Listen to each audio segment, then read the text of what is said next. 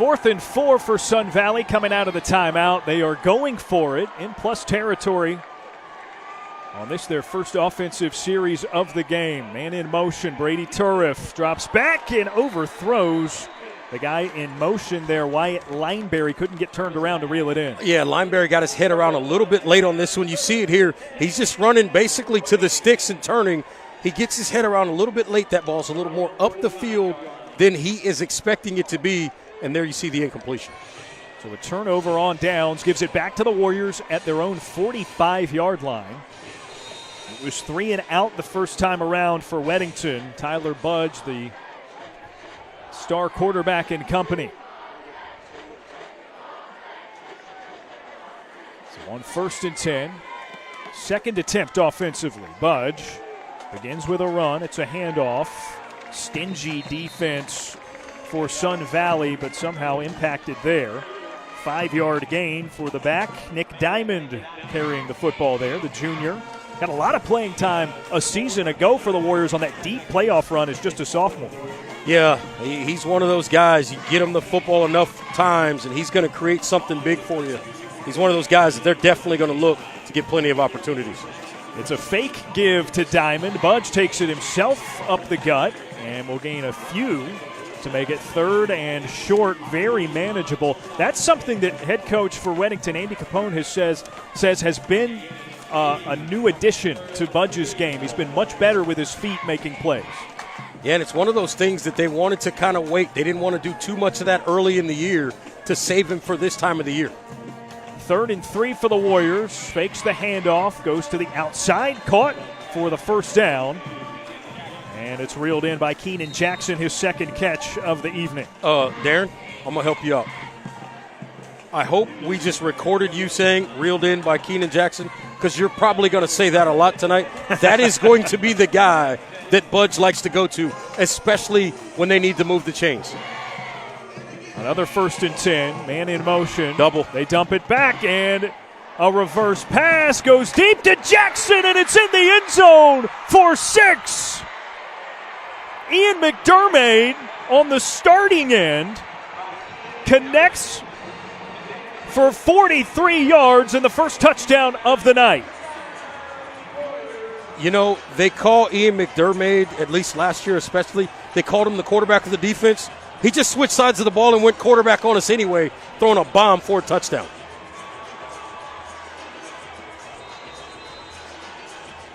And Darren, you just knew after that first defensive possession for Sun Valley, you just knew that Weddington was going to have to find a way to get them to overcommit to something and hit them on the backside. They needed to find a way to loosen this defense up. They go with a double pass trick play there and put 6 on the board. The extra point attempt is through to make it 7-0. What I like about this, McDermott, what I love is he just put it out there and let his guy Jackson go get it. They caught him in the right coverage. It was 0 coverage, no safety over the top to help. It's one-on-one with a high-level 3-star recruit on his way to North Carolina, one-on-one against the corner that is going to have some trouble dealing with him. You get a one-on-one opportunity to hit the shot deep. Well, if that's any indication of what tonight's going to be like around the high school football viewing area, you're going to want to tune in to the Blitz. 11 p.m. live tonight here on BayHackleSports.com. Jeff Taylor and the rest of the Bayhackle Sports crew go through highlights, scores, everything you could possibly want to see from the night of high school football. That's the Blitz at 11 p.m. BayHackleSports.com. And this kickoff brought to you by Queen City Audio, Video, and Appliances, your outdoor kitchen and tailgate headquarters. How about that start? Wow. The trick play drawn up by the Warriors to get their first touchdown of the night. Jaden Jones watches it into the end zone, touchback, and Sun Valley will begin at their own 20. You know, we've done enough of these games, and we've been around Andy Capone, the head coach at Weddington, enough. And he's such an interesting guy because he's pretty laid back, right? He doesn't seem to be an overly boisterous or overly emotional guy outwardly. He's an intense guy when it comes to football, but he's not an overly emotional guy outwardly. But he's a little bit like a mad scientist, right?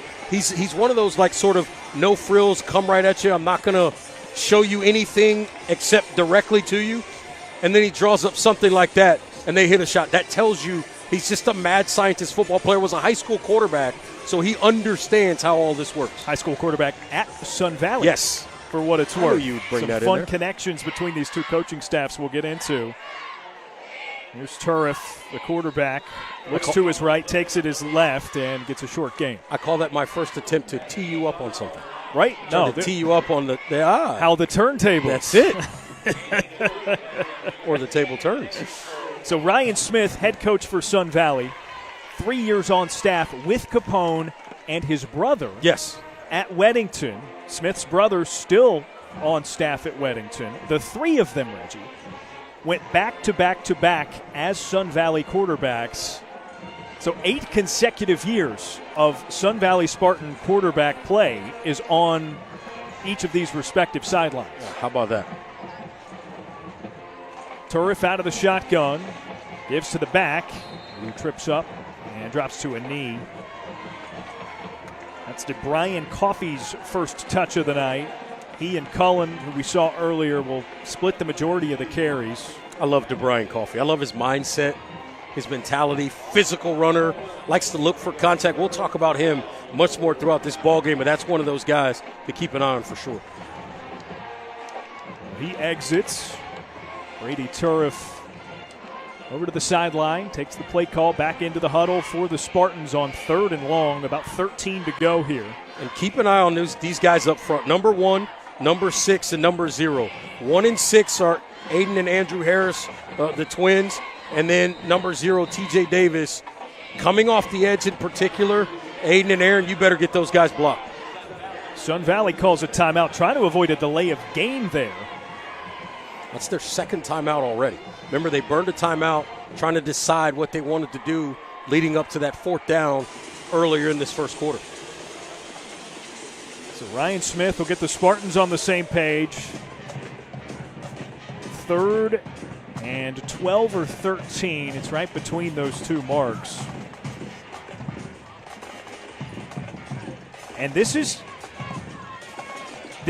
where Sun Valley is really tested as we take a look at our Bay Heckle Sports Game of the Week for next week, 7 p.m.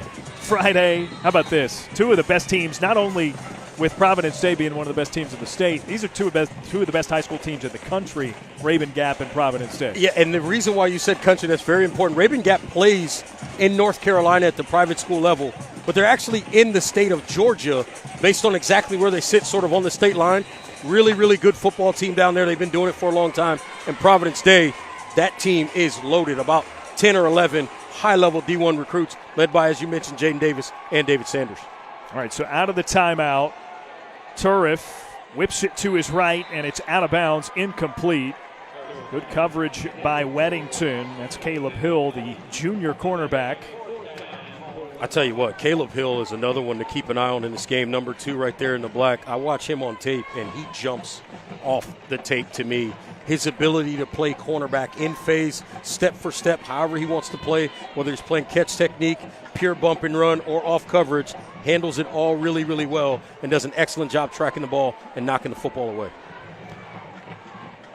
Sun Valley to punt. That's Zach Cullen, linebacker and running back as well, to boot it away. Also fancies himself a rugby star. So that's probably got a little something to do with what he's doing back there for the drop kick, and flags late. No, they're saying he's down. He went down. The snap was low. He went down to catch the snap, and his left knee hit the ground, and it is down right there. You cannot go to your knee to catch that snap, and that's 4th down. That's a turnover on downs, and the official is right there explaining it to him. And Cullen pleading his case. So, okay, Cullen with the knee down essentially downed it on 4th at the 4-yard line. Yes, and this is one of those situations where it's tough. You're trying to make a play, trying to go down and get the punt, and instead, because that snap is low, it ends up costing you possession, which, again, for Weddington, the last thing you want to do is give them extra opportunities. Well, now, just a short field to go. Budge, the quarterback for the Warriors, is under center. Man in motion. They do a couple of handoffs. It ends up with big number 65, Logan Potes, on the offensive line. Yeah, I think the timing on that one was a lot off. It just didn't look really clean. You see it here. That timing is bad there for Jackson. I think he got too close to Budge. Budge was supposed to be able to stick that ball out there and let him grab it, and then he was going to transfer it to the big guy. The timing there was off. That cost him an opportunity. Trick play got them the touchdown earlier. Maybe it's time to scrap that. Snap it to Tyler Budge, and he jogs into the end zone. A 4-yard touchdown run, and Weddington is up by 2 scores.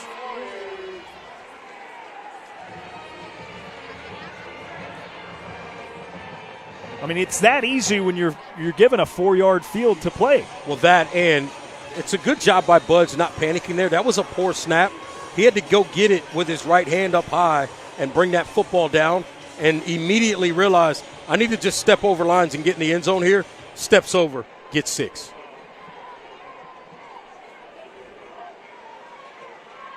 Everett Scott for the extra point. McDermott got the hold down. It is through and makes it 14-0. The interesting thing, and we'll talk about this, you see there with Budge, that was not a great snap. The timing of the play is off. He looked up the field and said, you know what, I'm just going to tuck it and run. That's the right decision. But I want to go back to that punt for a second, the attempted punt that ended up with Cullen downing the ball. It's such a weird thing because, remember, we just saw an extra point. The holder's knee is down the entire time. But they don't call it that way because that's how it works on field goals. But unfortunately on the punt, because Cullen went down to receive the low snap and his knee touched, they call him down. That's a really interesting distinction that I don't know that many people think about with extra points, right? You're snapping it to the holder whose knee is down the whole time. Also so on field goals. Here for high school and college, that's automatically down. As this kickoff is brought to you by Queen City Audio, Video, and Appliances.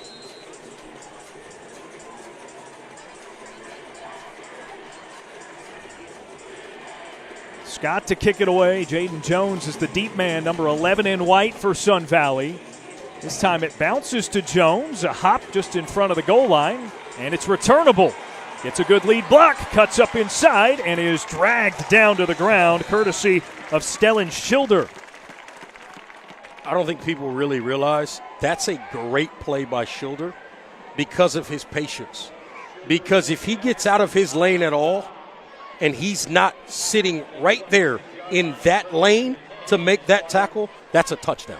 How tough is that for Schilder in that situation, too, where you're standing your ground? You got a minute to wait because the return man, Jones, in that case, has about 10 yards before he catches up to you. But that's also doing your job and trusting that the other 10 guys are in their lanes, and you'll have help once the ball carrier gets to you. Brady Turriff on first down, whistles blow. As the snap is pulled in, we'll see what this is.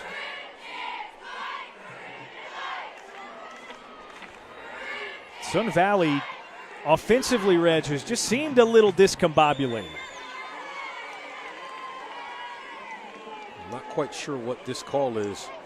One of the officials on the Weddington sideline just ran down the field to talk to Andy Capone.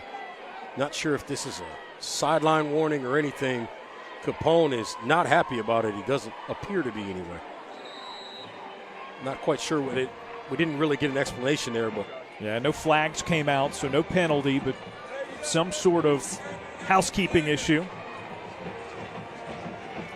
And now it's 1st and 10 from the 26. Turriff hands off.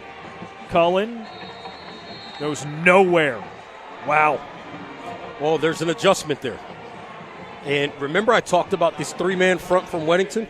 Guess what they did right there? They went to a 4-down look, which allows the 2 defensive tackles, those 2 guys playing inside, now they can handle those 2 gaps a little bit better because they can slant or move and work within tandem to take care of the inside running game to minimize those potential double teams on the nose guard there.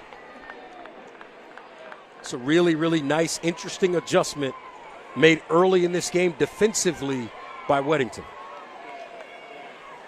Cullen managed a yard on that carry, so it's 2nd and 9. Again to Cullen. And he stood up in the backfield. Michael Louisa was there. Yeah, you'll see Louisa. You see him at the bottom of your screen. Watch him go inside of the tight end there. It's game over. He used his speed, got his shoulders in front.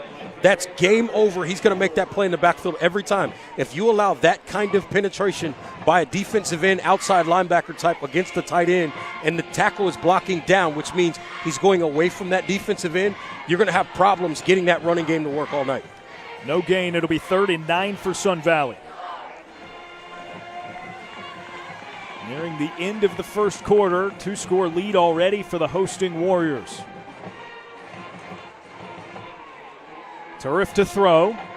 Airs it out on the out, and it's caught. Raylan Martin kept his feet in bounds and gets the first down. This is a very, very well-thrown ball right here by Turif. He put this ball in a perfect spot, and nice grab there on the sideline, getting the feet down there to move the chains. That's really, really well done on the offensive side. Great execution by Sun Valley. It's a gain of 12. They only needed 9. Moves the chains for the Spartans.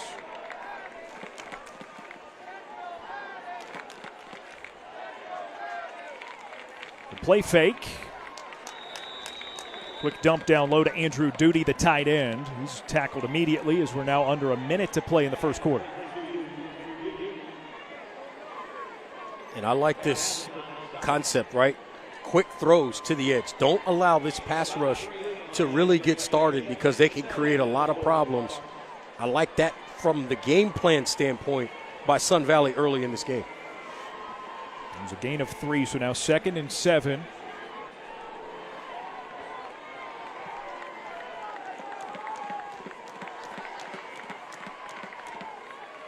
It's a handoff. Here's Coffee. And he is bashed at the line of scrimmage. Braden Barger, the linebacker, comes up and makes the play, or at least the start of it. He had help eventually. Well, that's two guys with the same mentality meeting at the point of attack, right? You talk about Barger and Coffee, two guys that will not give anybody an inch. I loved talking to Coach Smith about Coffee, and he said sometimes he just looks for contact even when there's more yards to get.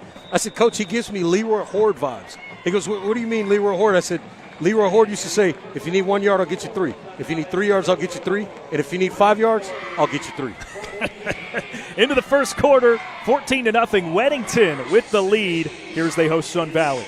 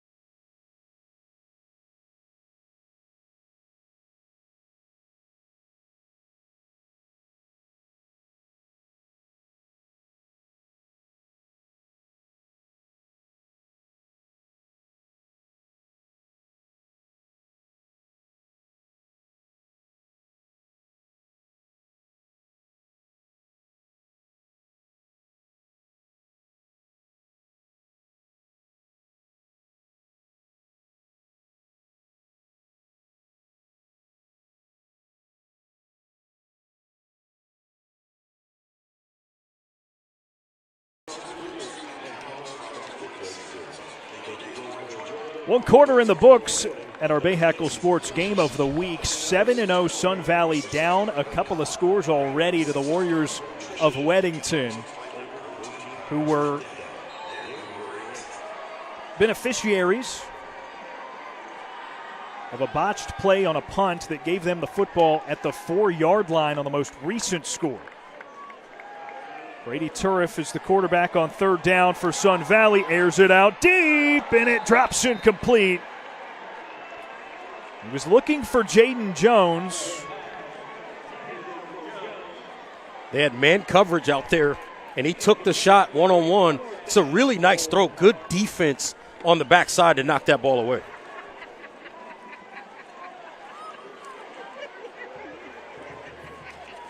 Stellan Schilder, Will Matheson, the defensive backs, gathering after the fact. 4th and 7 now. Zach Cullen back to punt again for Sun Valley. This time a little bit more room. Last time around, the snap was low. He dropped down to reel it in, and his knee touched it down, giving it on a turnover on downs to Weddington. Beautiful snap that time. Gets the punt off, and a fair catch called for. Weddington takes over at their own 29-yard line.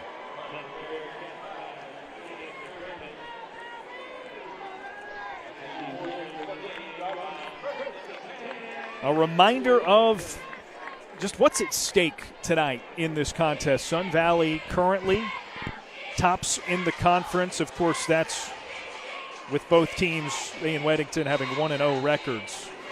A lot on the line when it comes to playoff implications. Playoff implications, conference championships, home games, so many aspects of this game. This is the reason why there's so many people here tonight and so many eyes on this game. Tyler Budge all alone in the backfield, 5 wide for Weddington. Throws to his left, through the hands of his intended target, Anthony Barino, the freshman. Thankfully not intercepted.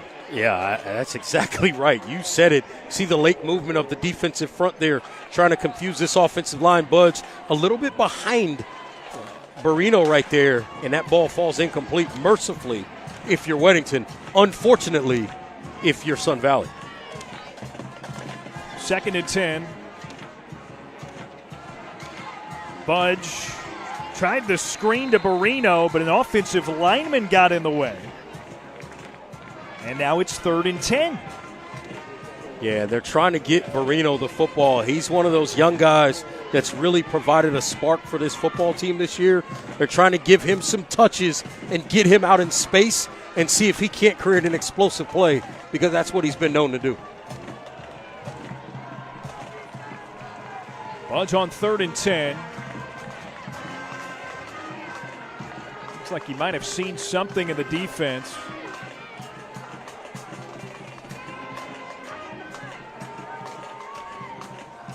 Man in motion, bobbles the snap. Budge rockets one up the middle. It's caught by Keenan Jackson. He's got room to run, spins down at the 45-yard line. It is a 15-yard gain and a first down for the Warriors. So, Darren, some things are just cheat codes. And when you got a dude doing this, that's a cheat code.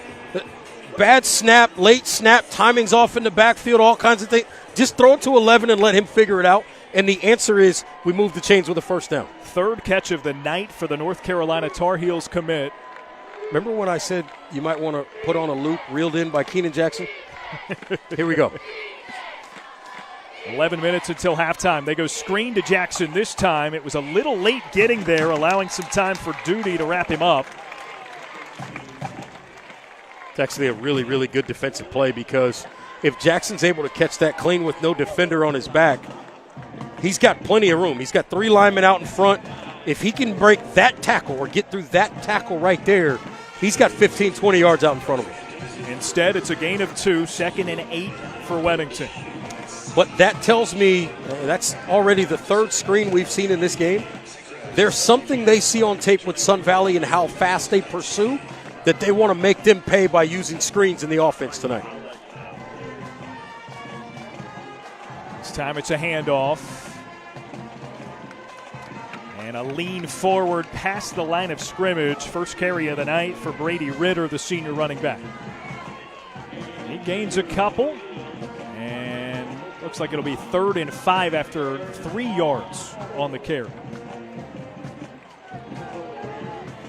It's a big 3rd down for Weddington. They'd love to continue this drive, go down and get some more points, but especially take some more time off the clock. It's a handoff again to Ritter. He gets just to midfield and is pushed backwards for no gain.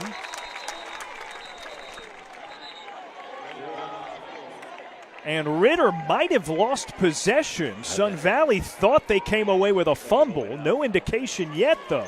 The officials immediately just ruled that Weddington football, but that play call told me that they were likely going to go for it there, and that ball was out. The officials missed that one. Or they ruled him down by a lack of forward progress. And then now Sun Valley jumps off sides, and that's going to be a first down. Wow. After such a big stop, I mean, that is a bailing out of the Warriors offense that you cannot get away with, especially already down 2 scores. We'll call it another Acosta Heating, Cooling, and Electrical first down. To Weddington, it's all the same. To Weddington, it doesn't matter how they get it. They just got it, right? Budge out of the shotgun. Zips it forward. Caught. And that'll go for another gain. 7 yards this time on the catch by Javon Barber. And Barber, that time, he went low, but they say he kept that knee up so that he can make that catch and try to run after. 2nd and 3, Weddington using some tempo here. It's a handoff. Ritter slips through off tackle right side, gets to the edge, and is banged out of bounds. First down and then some for Weddington. They've got it inside the 25. So, Darren, that's another one of these delayed handoffs, a slower developing play. Because of the way this Sun Valley Spartans defense attacks up the field, they're going with those kinds of running plays to punish this defense. Clock's still running, by the way. My mistake. Ritter stayed in bounds on that far sideline. Nearing 8 minutes until the half. Warriors on 1st and 10. Budge looking end zone. Goes to the corner. Jackson reels it in for the touchdown.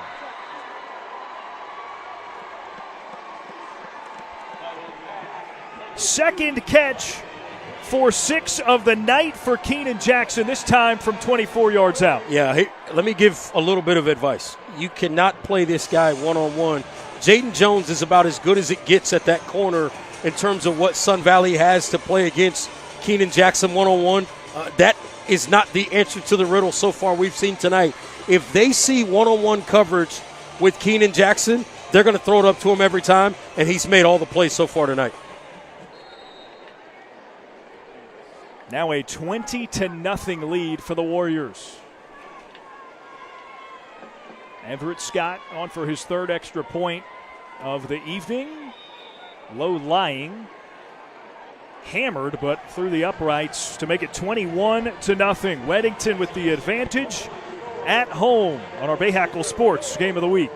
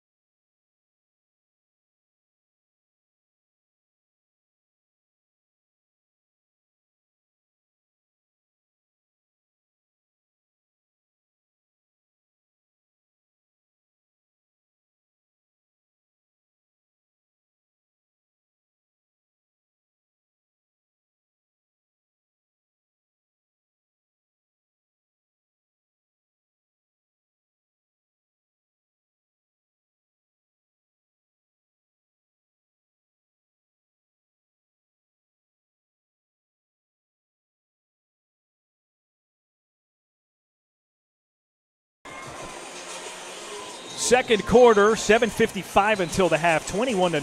Weddington with the lead over Sun Valley. Second receiving score of the night for Keenan Jackson. Yeah, one-on-one coverage, and it's just a jump ball. You got a 6'3 receiver against a 5'11 defensive back. I'm going to take that matchup all day long, especially when that man's name is Keenan Jackson. Give him a chance to go up and get it. Big-time play there. The North Carolina wide receiver commit. An emphatic impact so far in the early going of this Union County bout. Sun Valley 7-0 for the first time in program history. Weddington trying to end that streak. Spartans to receive the kick. Jaden Jones is the deep man. Into the end zone for a touchback. And we'll see what the Spartans bring offensively. And I need people to understand the significance of the turnaround at Sun Valley. Ryan Smith, he's in year 2 at the helm of this program. You see him there with the bald head right in the middle of that huddle. He's in his second year with this program. If you include last year, the previous 4 years, this program was 7-30. They're 7-0 in 2023.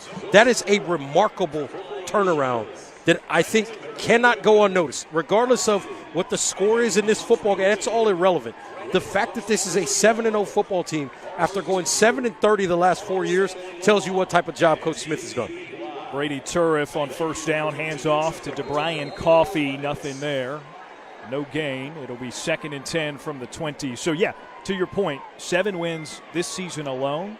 Add up the previous 4 for Sun Valley, one of which Coach Smith responsible for. First year. But add up the previous 4, 7 wins in those 4 seasons combined. Yeah. I mean, it is a remarkable turnaround. It's unbelievable. I mean, that's like, is that Coach Prime vibes? I just had to mention it. They are playing tonight. Turriff on a quick little hitch finds his man. That's Wyatt Lineberry. Medium gain. That makes it 3rd and 4, I believe. Yeah, very manageable 3rd down here.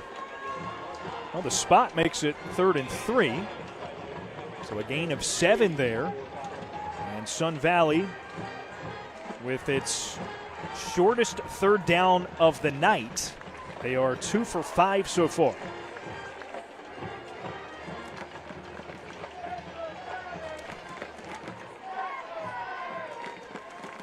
Spartans from their own 27. Duty, the tight end, was in motion. It's a handoff. And a flipped tackle just past the marker to gain. Cullen is across. Gain of 4 and a first down for Sun Valley. And it doesn't matter how you end up getting there, as long as you get there, and that's going to be a first down. Another Acosta Heating, Cooling, and Electrical first down here on our Bayhackle Sports Game of the Week. Sun Valley trying to threaten offensively really for the first time in this first half.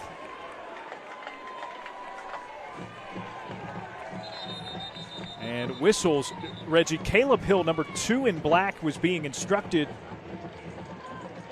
for some sort of equipment malfunction. He started to sprint to the Weddington sideline, and now they've blown the play dead to allow Hill to make his way over there. Yeah, they want because they mandate that you wear knee pads and wear all of your leg pads. So hip pads, a tailbone pad, thigh pads, and knee pads. And if your pants are up above your knees, they're going to send you to the sideline to get your equipment corrected.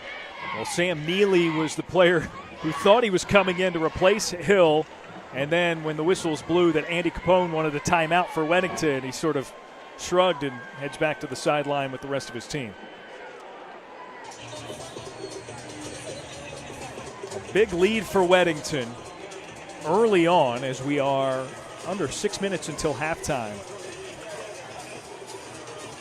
Reggie, I mentioned when we came on the air that we've been down here to some big Union County matchups already this season.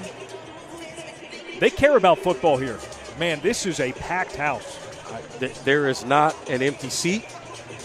There is not, in certain parts of the track, mostly over toward the field house. In this stadium, there's not an empty standing room area either. This place is jam-packed, and they give the instructions of what's going on there to Coach Smith on that Sun Valley sideline. So out of the Weddington timeout, it's 1st and 10 for Sun Valley. Trailing by 3 scores. Duty, the tight end, in motion. Turriff drops back, time to throw up the middle and overthrows Duty. Man, he had a big one there. If he gets that ball complete, it just becomes a foot race, I should say. But good read. He read it the right way. No safety there to help in the middle of the field. They got him out of position there. They go up the seam there, unable to get it complete.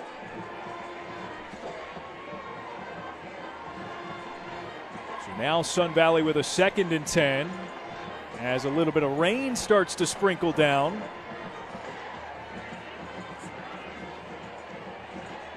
I'm on the edge of our setup, so I didn't expect you to know that. Good Reg. thing I didn't. I reached a hand out and was able to feel it. Maybe you can see it. A little bit of a shower, if you will.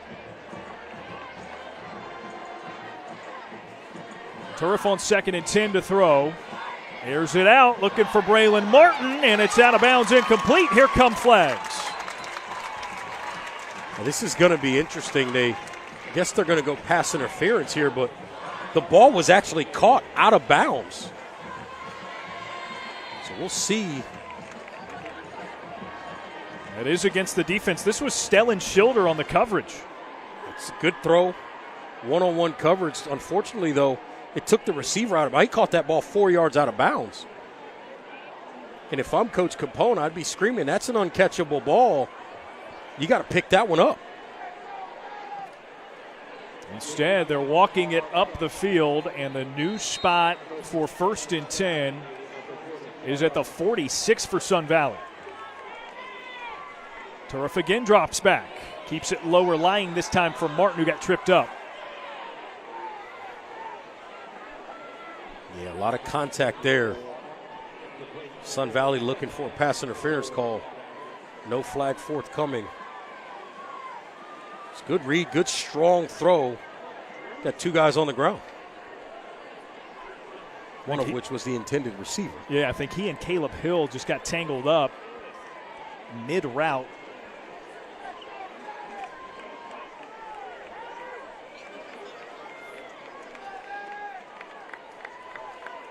Now another 2nd and 10. Fakes the give to Cullen. Goes outside Jaden Jones, spins off of a tackle, gets to the edge. A stutter step, and he's out of bounds after a medium game. He gets to midfield. It's good job by Jones making a couple of people miss. First of all, this ball nearly tipped right there. Then he makes T.J. Davis miss, and now it's a foot race to the sideline. Gets through a tackle and gets positive yards. That's a big, big positive gain there on 2nd down to set up a medium 3rd down. 3rd and 5 for Sun Valley. They're 2 for 6 on thirds so far tonight.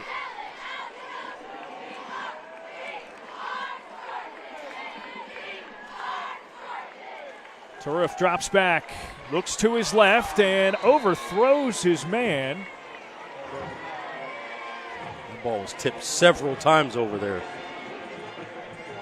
And he was looking for Will Calhoun, whose name we haven't really called, but he's one of their primary targets aside from Martin. I think if they're going to come back in this game, they're going to have to get him involved and give him an opportunity to create some big plays for this offense. So 4th and 5, no punt unit out for Sun Valley. They're going to go for it right at midfield. They're at the Weddington 49. And check that. Here comes Zach Cullen, and never mind again. Sun Valley calls a timeout. Play clock was already down to about 5 seconds there, Reggie, so even if they knew what they were going to do, they had not much time to do it. Coming up 11 p.m. tonight on BayHackleSports.com, streaming live the Blitz with the Bayhackle Sports crew, led by the inimitable Jeff Taylor. They'll have highlights, stats, scores, everything you need to know, interviews, maybe most importantly, interviews from the players at the big games, doing the big things from all across the area in high school football. That's the Blitz, streaming tonight, 11 p.m. on BayHackleSports.com. 3 JTs and a KB. Yeah. That's our bad sitcom, our bad TV land sitcom. I heard you're going to be there too. Well, See, you're going to be on the show. Yeah, we will be on the show. Why do you keep saying we? It's you. Not nearly. Well, you just let me hang out you're with coming, you. You're coming along. You're coming along. We're going to break this one down. Give that crew some help, right? They're everywhere else. They are. We're already here. We might as well provide some insight after the fact. They don't let us be lazy. All right, so Zach Cullen on to punt coming out of the timeout on 4th and 5. Gets it away. That's a good-looking rugby-style kick, right? Inside to the 10-yard line. And they down it there. Smart football crowd. The Sun Valley fan base applauding that punt where that ball was down. They understand field position can be a factor in the game. You love smart football crowds when they're in the building. So Weddington up 3 touchdowns with under 5 minutes to play until halftime. Sun Valley will get the kickoff to begin the second half. But a steep mountain to climb, and it would be a big start for them to get a defensive stop here. Tyler Budge, hands off. Nick Diamond grappled in the backfield and brought down by Baron Thomas. That's exactly the type of play that the Spartans need on defense. You get a negative play when you've got Weddington backed up, put them behind the chains, see if you can get a quick 3 and out and get great field position with a chance to get some points on the board before the half. A loss of 5. They're back to their own 5-yard line. Budge rolls to the right in his own end zone. Uncorks, finds Keenan Jackson, and he's inbounds, pushed out near midfield. A massive gain. Wow. I mean, that's a guy you can't lose getting up the sideline. Nice roll here by Budge. This is a really, really good throw on the run. He puts this ball in a really, really good spot along that sideline. And forgive me, it's Javon Barber on the edge there. That's normally been Jackson's spot, so Barber making the big play for the Acosta Heating, Cooling, and Electrical first down. That's big time. They flipped the field, if nothing else. They've got a chance to take some more time off this clock before halftime, and if they can get some points, they are really going to be feeling good going into the half. Nick Diamond stopped dead in his tracks in the backfield again on first down, so another second for Weddington behind the schedule. And Sun Valley's done actually a pretty good job against the run in this game. It created some negatives, created some situations where Weddington was behind the chains, but on those third down situations, some of these second and third and longs, unable to keep Keenan Jackson in this receiving group from creating big plays and moving the chains. 2nd and 11 for the Warriors. Budge alone, drops back. All the time in the world to throw. Finds Barber again. Big hit as he catches it. Braylon Martin on the defensive play prevents the first down. That's some old school safety play right there. That's what that is. That's old school safety. You get a crossing route and you think, oh, if this guy thinks he's going to catch an over route in front of me, absolutely not. I'm going to deliver the blow and dislodge the football. That's very well done defensively. And it brings up 3rd and 11 for Weddington. A timeout called by Andy Capone and the Warriors. Yeah, this is a smart timeout. You got a couple of things to consider here. Obviously, looking to get the first down. But you want to make sure, especially if you throw the football, it's a very high percentage throw. So even if you don't get it, you can chew up another 35, 40 seconds off of this clock before you punt the football away. The 40-plus yard pass from Budge to Barber has already done yourself a lot of favors on this drive. Absolutely. Right? I mean, if you don't get this, if you end up with 4th and long, punting it away near midfield, not the worst thing in the world with a 21-0 lead. Absolutely. Now, if you're back, within your own 10-yard line, it's much different story. Yeah, and you wonder here, Capone is aggressive. His defense is playing really, really well. You wonder if they may draw something up here to make sure they get at least half of the 11 yards here and then maybe go for it on 4th down. 3rd and 11, Budge airs it out deep. Barber again catches it. It's behind him, and he's tackled at the 1.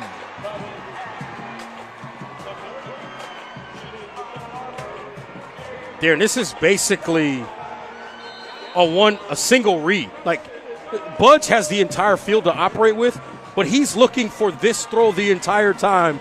He gets his guy on top of the corner and the safeties, and it's time to take a shot. They obviously feel like with their receivers, they can get behind these corners anytime they want, and they're going to take shots when they do. And now look out. Now you're down inside the 5-yard line. Don't be surprised. Keenan Jackson, you see him to the left of your screen. There's plenty of room. Watch a slant coming to the inside here to Jackson. Budge takes off with it himself and is in the end zone. His 2nd rushing score of the night. Touchdown, Weddington. I guess the thought of going to Jackson was unnecessary. You see Budge here. They put the 2 backs in the backfield in front of him to the left, and it's basically the old school student body left side quarterback stepping over lines for 6.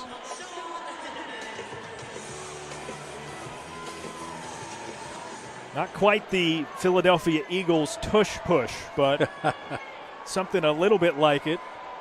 Budge has been very effective with a short field running tonight. 2 scores with his legs. Everett Scott puts through the extra point to make it 28-0.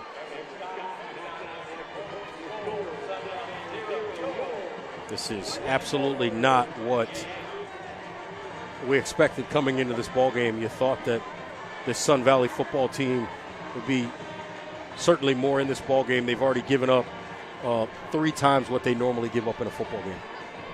Stay tuned here in roughly 3 minutes of game time. The Downer Law Firm halftime report presented by Downer Law Firm, your hometown legal team.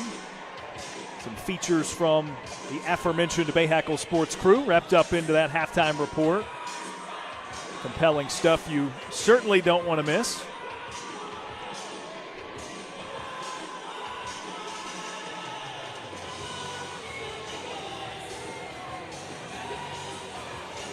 This has been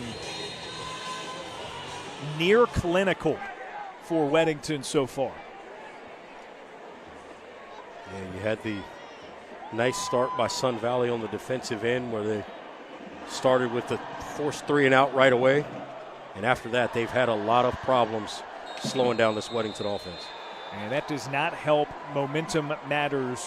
Not getting Jaden Jones opportunities to work in space, such as on a kick return. Touchback puts it at the 20-yard line for Sun Valley. It's the pink out at Weddington tonight. And possibly, Reggie, you and I did not get the memo. No, missed that one. Not that I wouldn't wear it. I don't know that I have any pink. Look at those 3 guys right there. Are you kidding me? Aiden and Aaron Harris, number 1 and number 6, respectively, and Michael Louisa, number 10. 3 guys that are absolute athletes and show up to the football in a bad mood on the defensive side of the ball. Brady Turf with a handoff to Zach Cullen on 1st down, and a swarm of Weddington defensive players make the tackle for a loss. And, Darren, keep an eye on this. After maybe 2nd down, as you see here, they're trying to get the running game going. You see T.J. Davis come up along with others and slow that play down. But keep an eye on Andy Capone here. If Sun Valley doesn't get much here on 2nd down, he may take a timeout to preserve a little bit of clock. The clock's running. He's got 1 timeout left. He may take a timeout after either 2nd or 3rd down to save a little bit more time for his offense and see if they can put more points on the board before the half. 2nd and 11 for the Spartans. Turf with a handoff. And again, the ball carrier is driven back by a host of Warriors.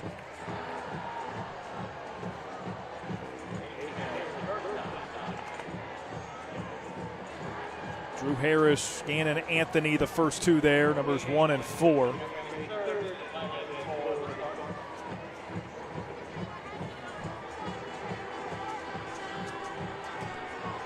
This is a mean group for the Warriors. A lot of experience, right? We covered it's interesting. A few of their playoff games in that deep run a season ago. It's basically the same group. And the funny thing is they're still young. Davis and the two Harrises are sophomores. This is still a young defense with all that experience. Jaden Jones trying to find him in space, and he's brought down by 3 different defenders.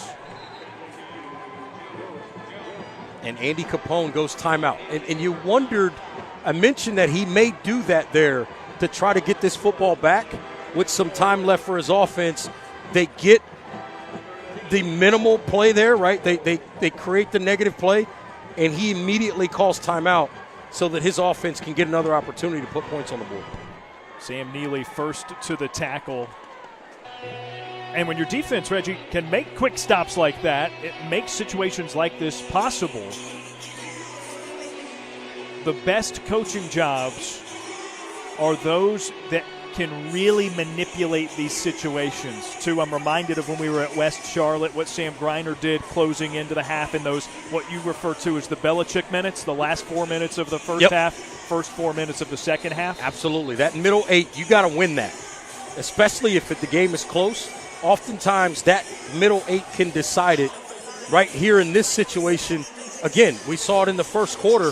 Remember the first time tonight that Sun Valley tried to punt, the snap was low, go down to a knee, get the ball at the 4-yard line. Weddington looking for another fortunate bounce or something fortuitous like that once again. Zach Collins standing at about the 4 on the other side of the field. Much better snap this time around. It's it across midfield on the punt, and it rolls out of bounds. Not a bad job of it by Cullen. That's a great job by Cullen. Another good punt, and a flag way back near where the punt was kicked, or at least where it was snapped. Some jawing between Jackson Keller and the official. Number 52 in white goes back to the sideline. He was halfway off the field and went back out there to the referee and said whatever he had to say, and the flag came out immediately. And now Ryan Smith having some words with the white hat. And I think more than anything, he's trying to get an explanation. I'm sure he's defending his guy as well, but he's trying to get an explanation because he wants to know. What he wants to really know is what was said. Was there something he said that for sure warrants that penalty flag?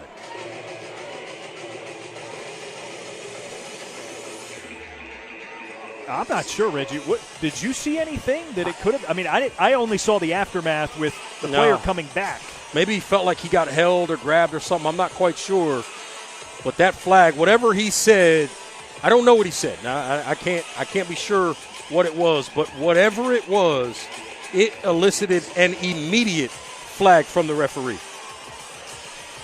So they are walking penalty yardage up from the line of scrimmage. It's now on the other side of the field. So what looked like it was going to be a punt issued out of bounds on the other side of the field near the 40 is now in Sun Valley territory at the 47.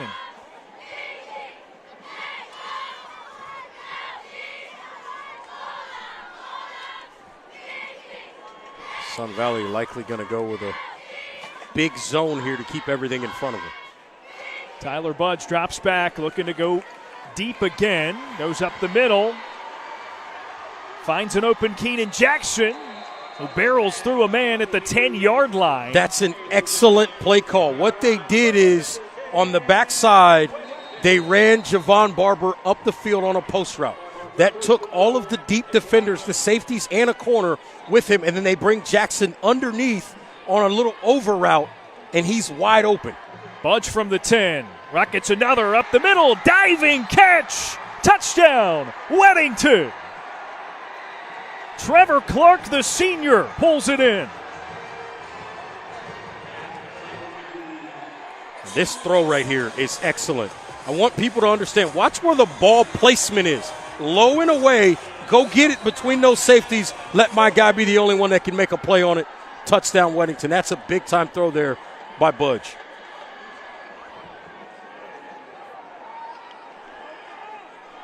And there you go, with 40 seconds remaining in the second half. Weddington with its defense, with the savvy over on the sidelines, the timeout called, they find a way to sneak in another touchdown prior to the break. Yeah, very, very important.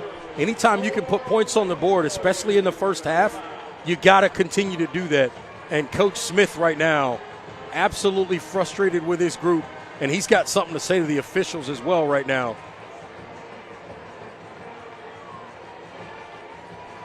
He is livid.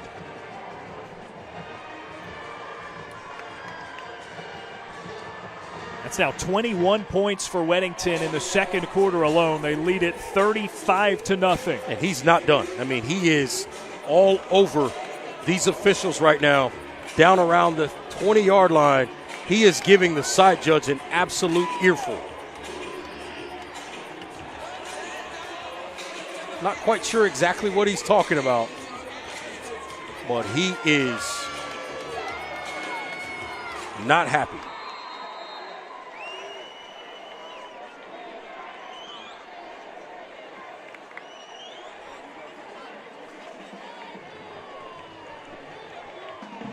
Another kickoff presented by Queen City Video and Audio Appliances.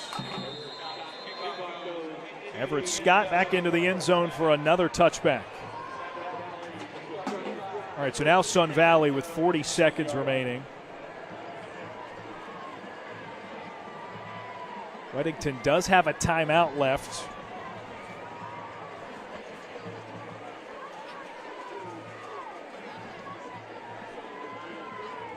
Reggie, I'd imagine with that score putting it at 35-0, maybe both teams content with getting it to the locker rooms for halftime. Absolutely. Absolutely. You got to make some adjustments if you are obviously Sun Valley, and then if you're Weddington, your mindset is continue to pour it on to start the second half.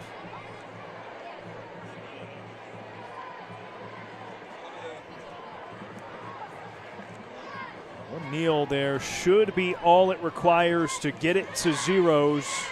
Yeah, play clock is less than the, or I should say the game clock, less than the play clock.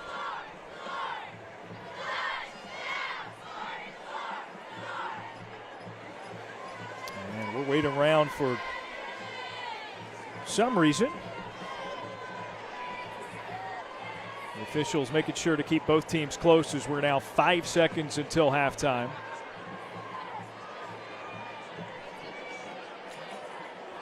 There it is, halftime hits here at Weddington, and it has been all Warriors 35-0. Halftime here at our Bay Hackle Sports Game of the Week.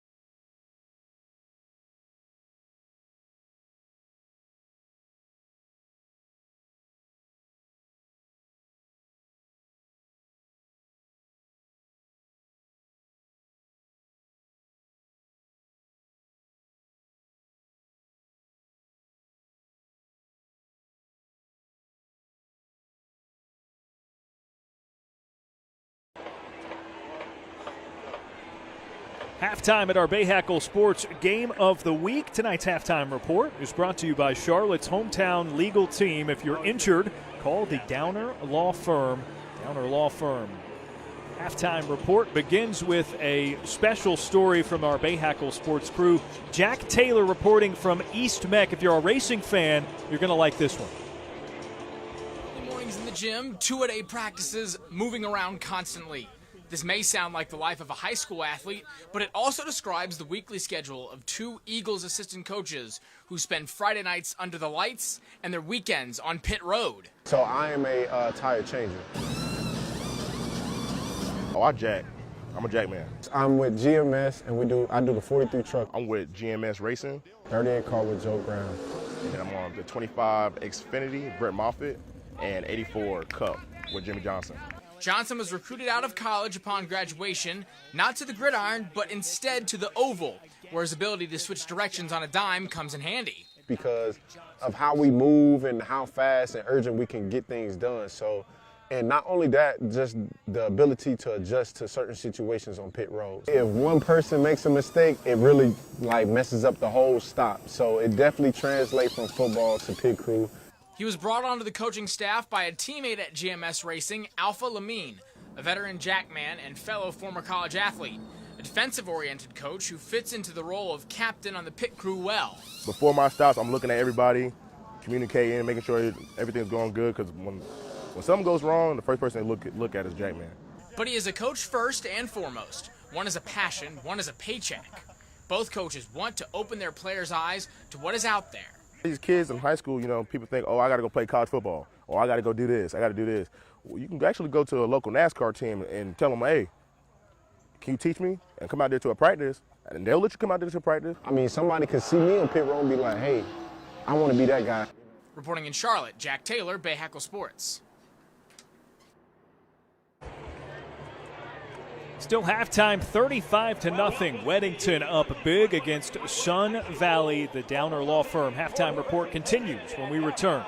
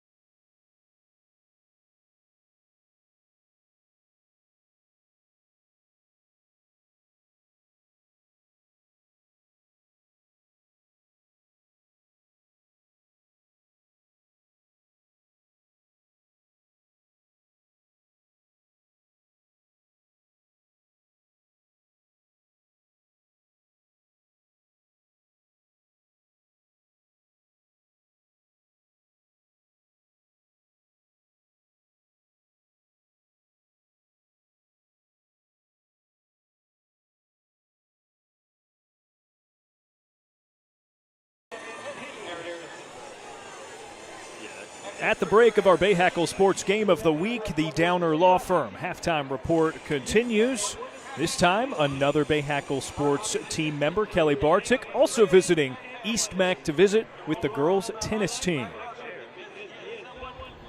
One of the fastest growing sports at East Mac High School is girls tennis. A couple of years ago, there was only about 9 girls on the team, and then we got up to around 35, so we started a JV club. Passionate about growing the game, head coach Sherry Rupert says all students are welcome and experience is not required. A lot of kids don't have the means or the ends or have never been exposed to tennis, so giving them rackets and just telling them and letting everyone play and seeing if they enjoy it, and then they come back for more. Morgan Winston came back for more, and now the East Mac sophomore is a 2-sport athlete. Last year, I mainly focused on playing basketball, so I just played tennis here and there. But then this summer, I was like, I want to be a little bit more serious, and then I tried out, and I made the team. So I love tennis. I love my tennis friends. I just love sports. They add to my life. I've never been a sporty person. I hate sports.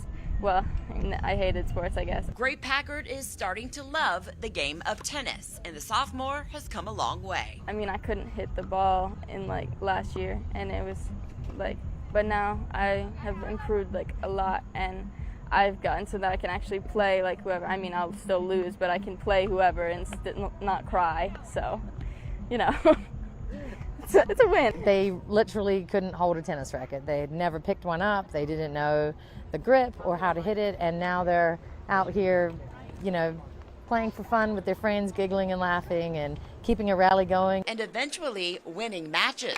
Tennis means a lot to Eagles senior Abby Wolf. For me, it's really just meant a strong community. I love all the girls on my team. All the coaches are just so encouraging, and it's just a really fun sport, and I can't wait to play it for the rest of my life. It makes my heart happy to see all the kids, all races, ethnicities, everybody around here light up when they get on the court.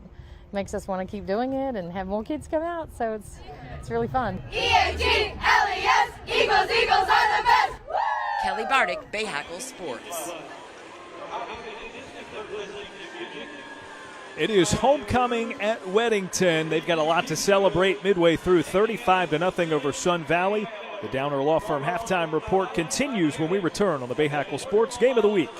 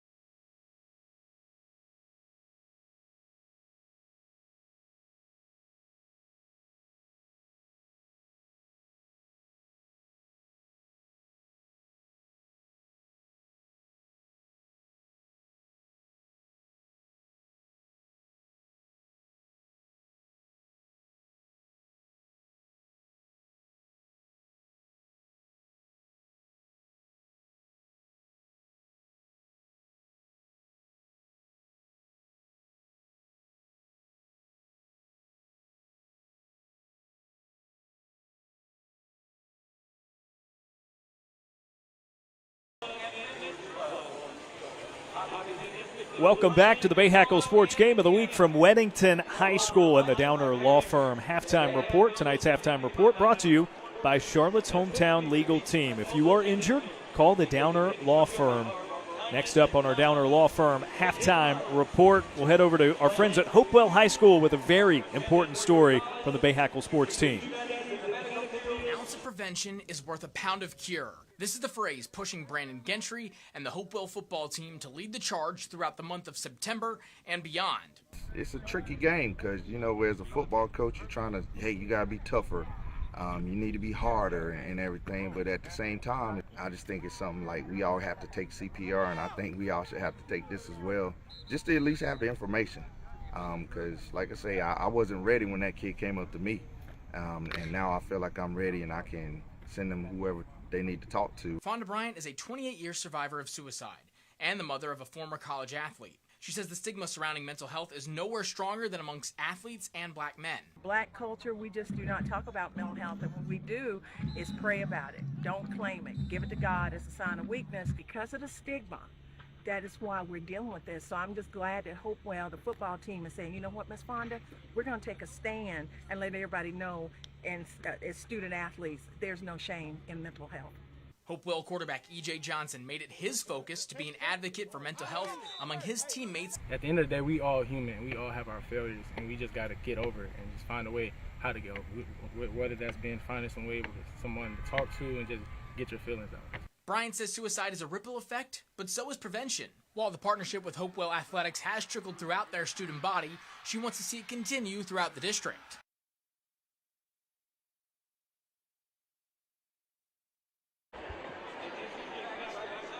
Still halftime here at Weddington, a long-winded halftime as it is homecoming for the Warriors faithful. 35-0 Weddington with a big lead over Sun Valley as we look to wind down the Downer Law Firm halftime report when we return here at the Bayhackle Sports Game of the Week.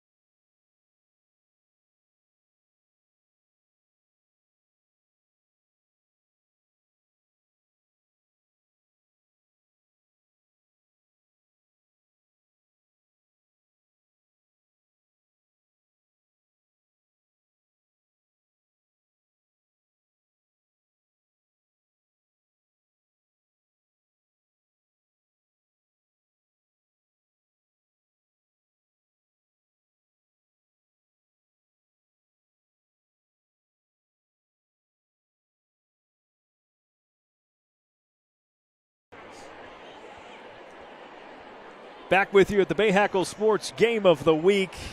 Tonight's halftime report brought to you by the Downer Law Firm, Charlotte's hometown legal team. Call them if you are injured. With Reggie Walker, I'm Darren Vaught. Happy to have you with us. It's been a rout in favor of the hosting Warriors of Weddington so far.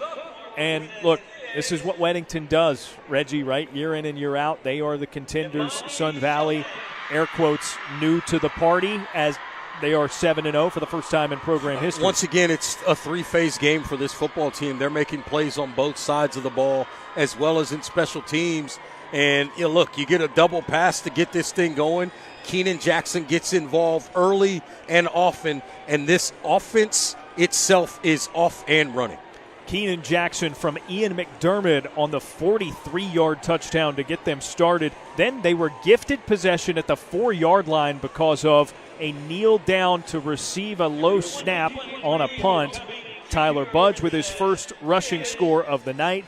They find Keenan Jackson again, this time from 24 yards out. He's now got 10 receiving touchdowns on the season, 5 catches, and the 2 scores so far tonight. And how about this? Deep in their own territory, Tyler Budge escapes trouble, finds Javon Barber to get it to about midfield. I mean, Weddington has just been clicking on all cylinders. Yeah, look, when you can get guys behind the secondary like this consistently with your offense, whether it's Barber, whether it's Jackson, and hit those big plays over the top, it allows for your football team to play with confidence, take shots, get explosive plays, and then the defense cleans this thing up on the backside, pitching a shutout here in the first half. From 10 yards out, the final score of the half. How about the senior Trevor Clark, first receiving touchdown of the season, getting in on the mix. How about that throw by Budge, putting that ball low and away about as well as you can throw that football in that situation. It has been all Warriors through a half of play, 35-0. Weddington looking to put the exclamation mark on this one in the second half.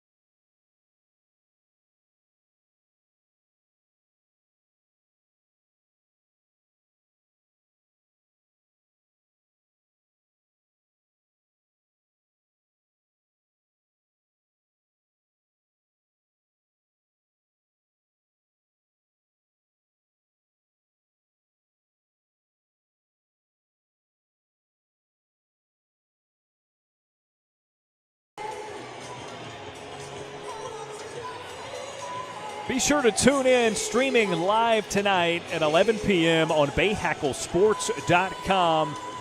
The entire Bayhackle Sports crew brings you the Blitz, a sort of roll about in the area's high school football action, highlights, scores, interviews, and more from Jeff Taylor and company, the Bayhackle Sports team. That's the Blitz at 11 p.m. tonight, right here on BayhackleSports.com. For us, meanwhile, we rejoin you for the Bayhackle Sports Game of the Week from Weddington High School, where it has been all Warriors 35-0 midway through against Sun Valley, trying to break the lossless streak of the Spartans. And, Weddington is doing a pretty good job of that so far. Yeah, remarkable turnaround by Sun Valley. They had won coming into this season just 7 games in the last 4 years, 7-0 coming into this game tonight. You see them there essentially at the top of the standings in the 4A Southern Carolina Conference, and unfortunately not going well tonight. But the thing about it for Sun Valley is you've got to continue to grow and improve and look to see, how you can grow off of this game, fight to come back, all of those things. But the playoffs are still in sight, and that's what it comes down to. You just got to get in the tournament. And with what's going on in this conference, I don't care what anybody says. You come out of this conference with a solid record, you're a playoff team. You're one of the better teams in the state of North Carolina. You come out of this league with the amount of talent and the amount of good football teams in this conference. You're a quality level football team. Sun Valley tonight so far not going as well, obviously, as they would have wanted, but them in Weddington looking for playoff seeding implications. Sun Valley having already beat Cuthbertson, so that bodes well for them as well. For Sun Valley, meanwhile, we talked last week, the week before, about how these standings, how the records, how the RPIs can affect your standing in terms of hosting playoff games as well.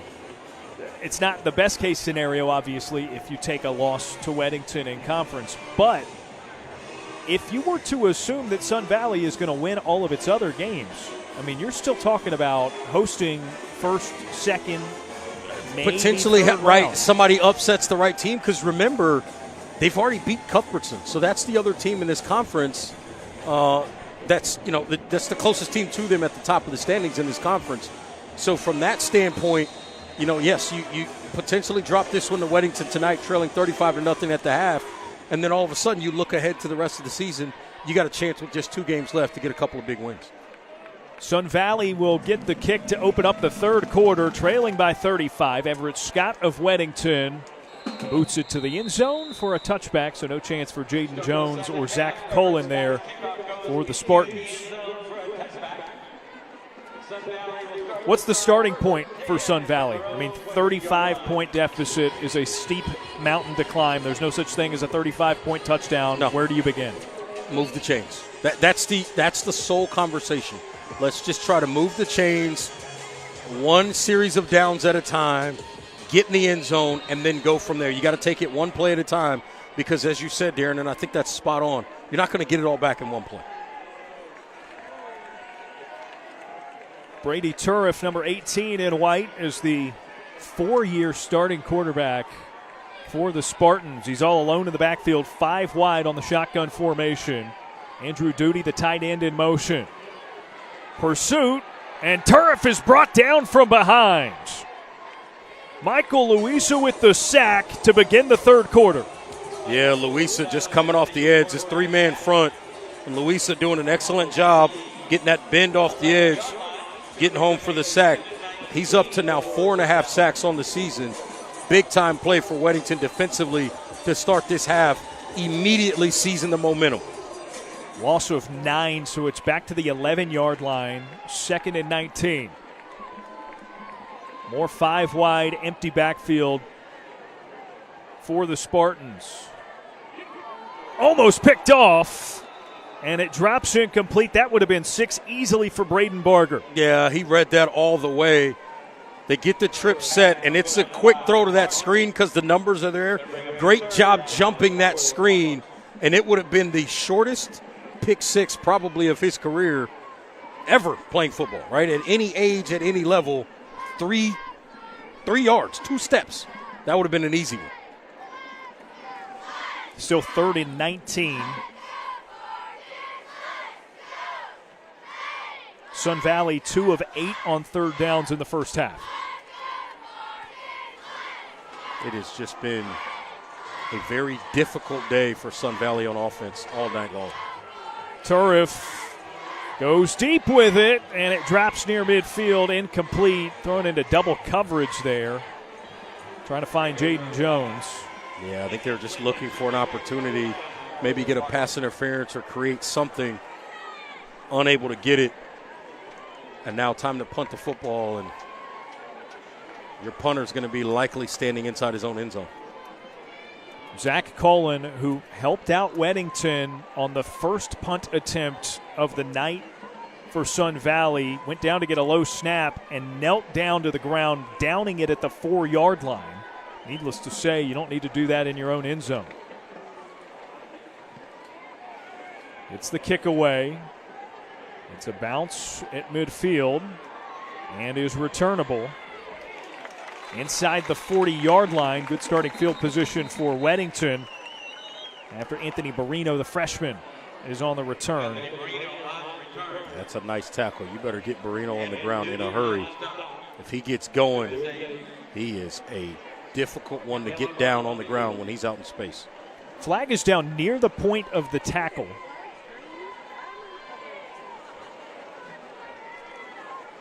And that looks like it's going to be... I think he messed up. Yeah, okay, yeah, not offsetting. It looked like he mouthed sorry after he pointed towards the kicking team. So he corrected himself, and it's holding on the receiving team. All right, so this will come back a bit from its original spot at about the 39-yard line. Now the 49. Maybe right at the 50. We'll see when they place it down. Either way, good starting field position for Weddington. Back to the 49-yard line. First and 10, Weddington. So from the plus 49, first and 10 for the Warriors. Tyler Budge back out to lead the offense. Hands it off on first down. Nick Diamond shuffles outside, trying to get to the edge near the first down marker is brought out. I think we're going to see a heavy dose of Diamond here in this second half. Obviously a 35-0 lead. Now if you're Weddington and Andy Capone, this is just about getting out of here with the win, preserving victory. Going to see a lot more of this running game. They'll still take some shots, I think, here in the third quarter. But in particular this half, a lot more of this running game. Pushed out after 9, so 2nd and 1. It goes back to Diamond. Patient running up the middle. He gets the first down and a few more. That'll go for a gain of 3 to move the sticks.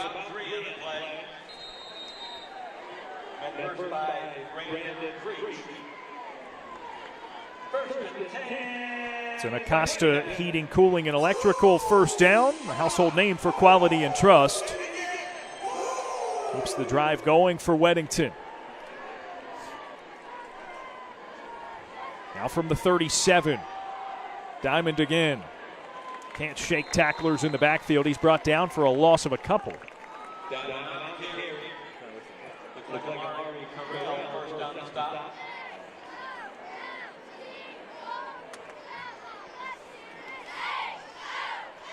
Amari Carrell doing a nice job coming up,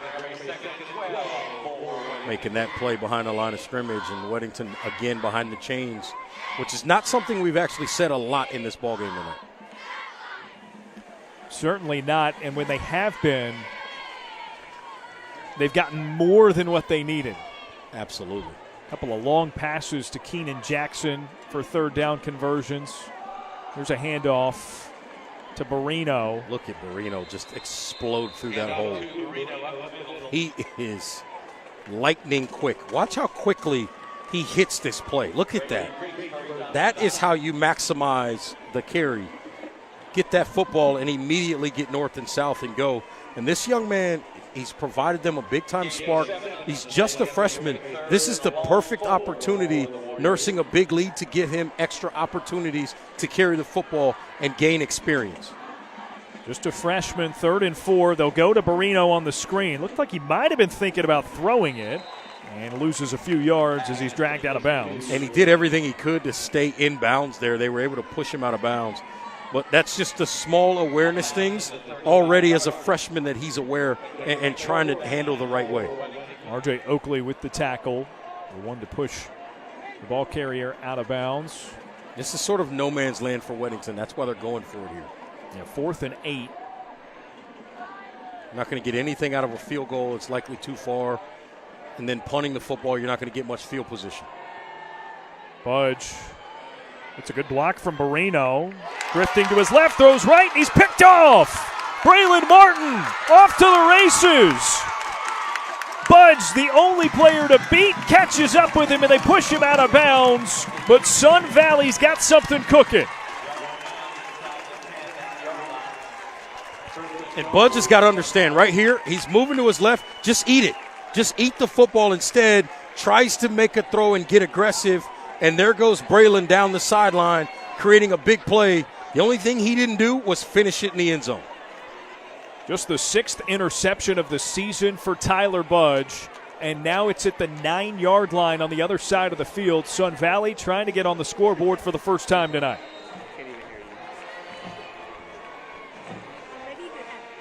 Braylon Martin will begin on the bench this offensive series. He's the top receiver for Sun Valley, but Ryan Smith, their head coach, told us earlier in the week, he's got so many guys who play both sides of the ball. This is where they get their breathers.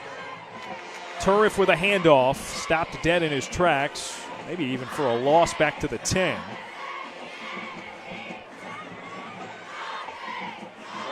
DeBrian Coffey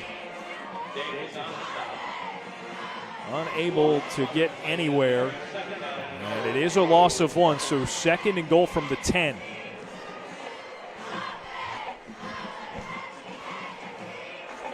That's a big, big play there for Braylon Martin for his football team. Puts them in a position to put some points on the board. Now it's about finishing and getting a touchdown. Turriff has Coffee in the backfield. Motion man is Jaden Jones. Turriff in the corner toward Jones, and Davis knocks it down.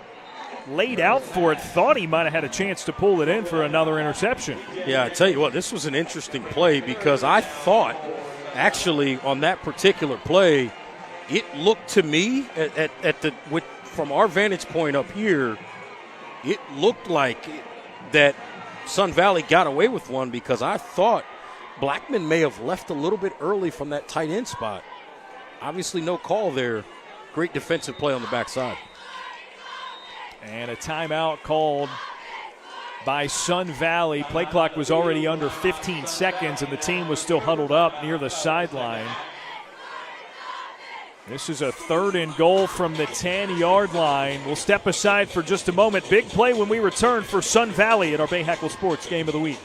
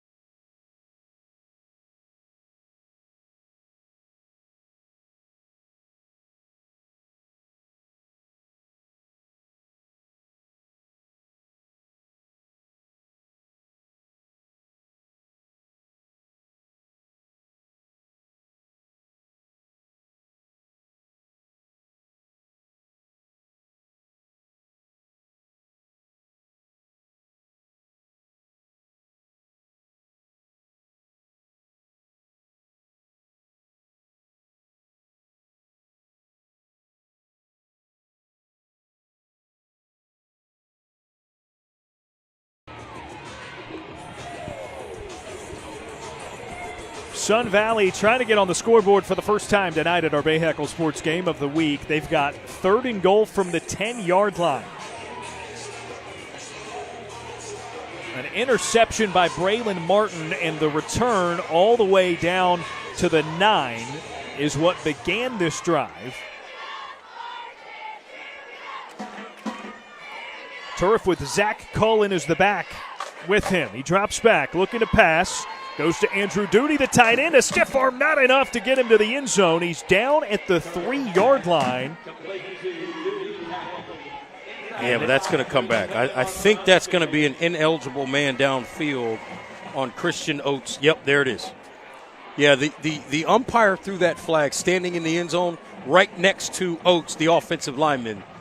And so you sort of figured that's exactly what that call was going to be.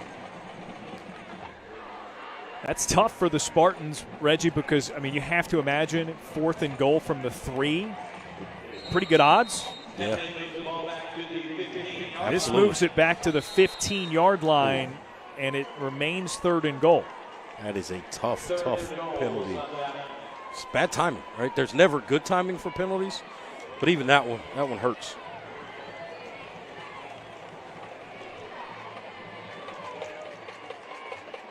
Three receivers to the short side for Turf. He looks to the left. Colin broke out there. He's flushed out to the right, airs it out, incomplete, and it will be 4th and goal from the 15.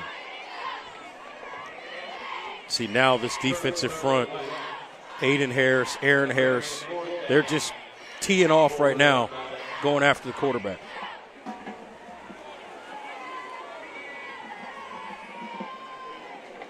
Assumedly, Sun Valley would go for this, but I think it looks like kick a field goal. Yeah, the field goal unit comes out.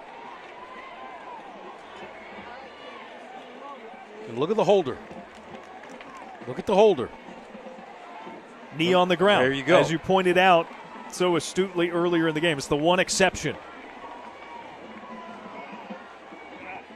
And the kick is up and through. So the Spartans get their first points of the night.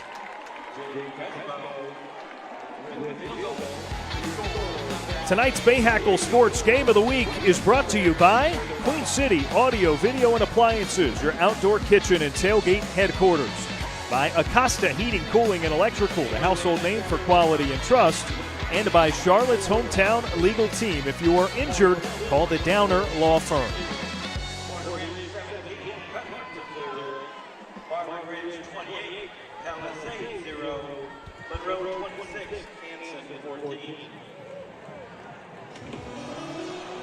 So the field goal with 7:08 to play in the third quarter makes it 35-3. Still a big advantage for Weddington as this kickoff is brought to you by Queen City Audio, Video, and Appliances.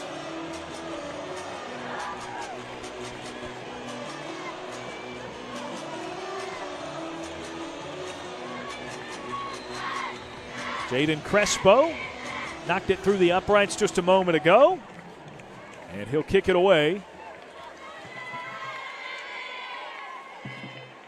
And it's pulled in. Returnable ball. And Javon Barber gets it past the 25-yard line.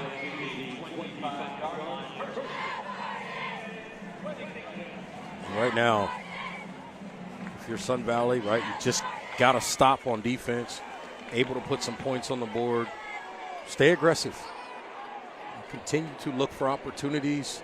See if you can turn this Weddington football team over.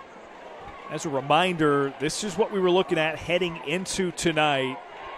Weddington approaching its season average for points per game.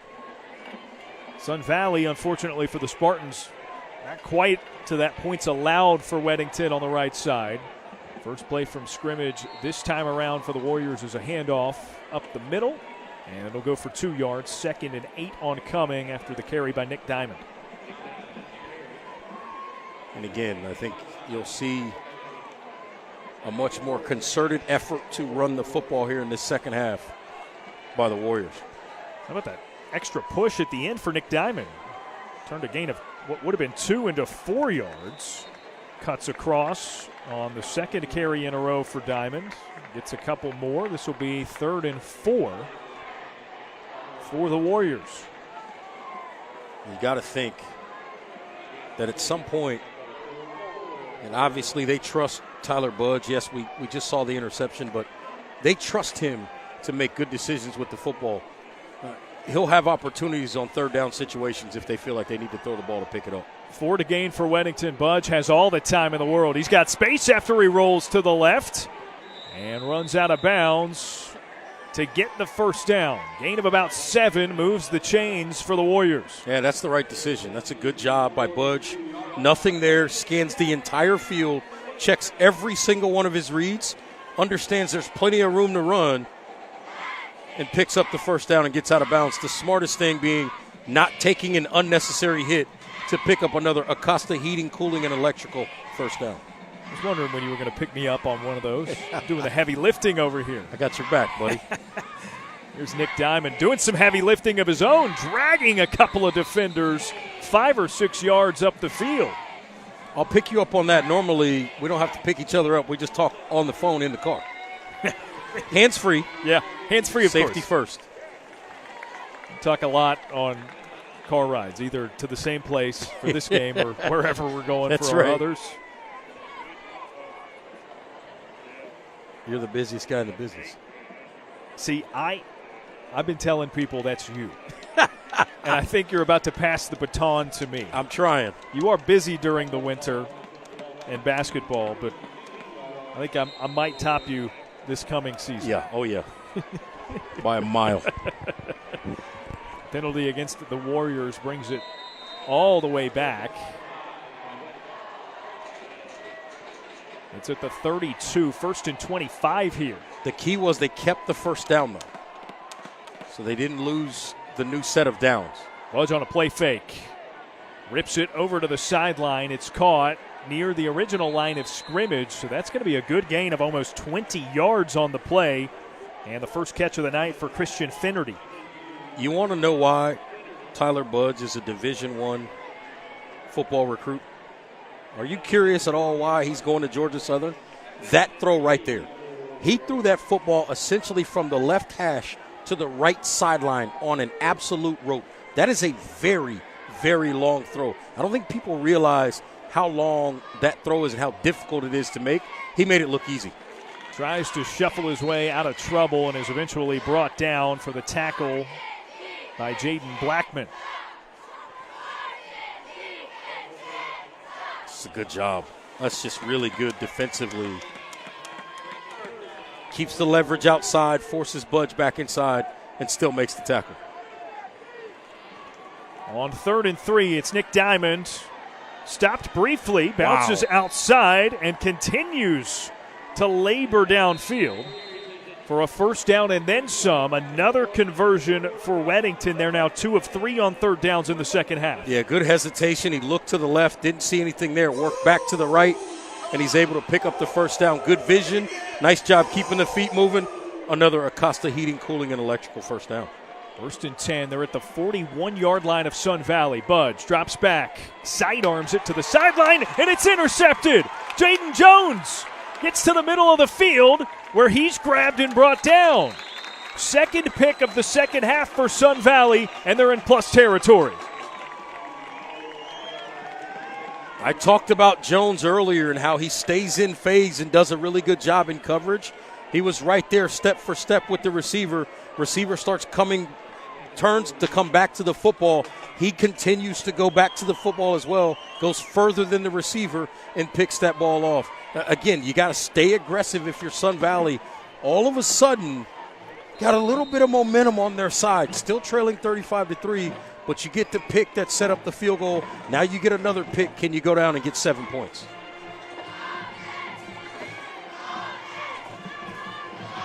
Brady Turf, the quarterback, accompanied in the backfield there by Zach Cullen, the running back.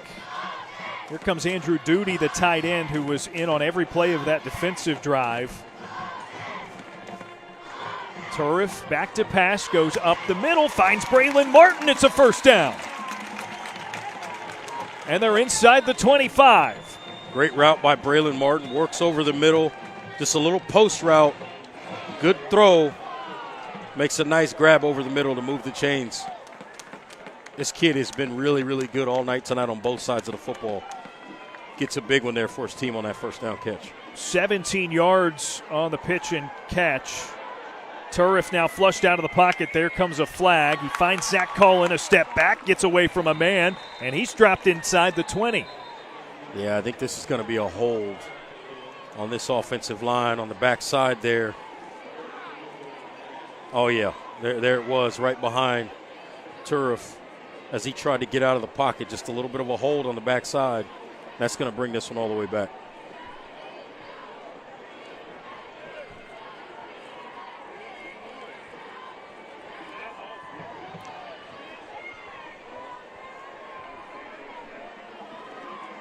So they'll walk it back. Looks like the new spot is at the 35-yard line, so they lose about 15. Untimely penalty. I mean, it's just absolutely crushing. You're getting positive yards. You're down inside the 15, and next thing you know, all the way back outside the 30.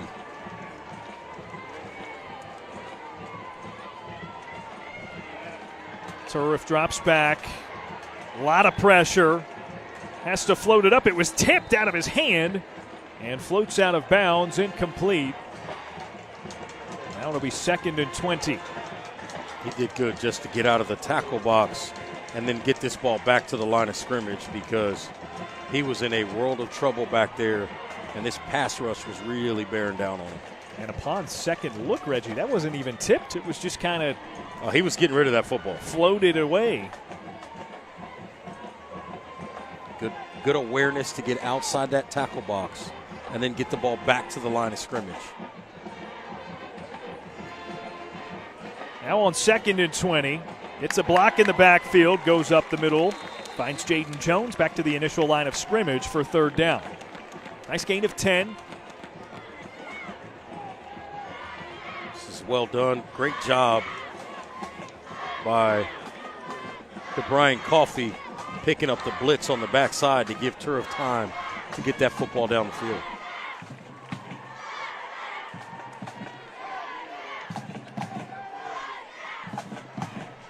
Now 3rd and 10 for the Spartans. Turriff being chased.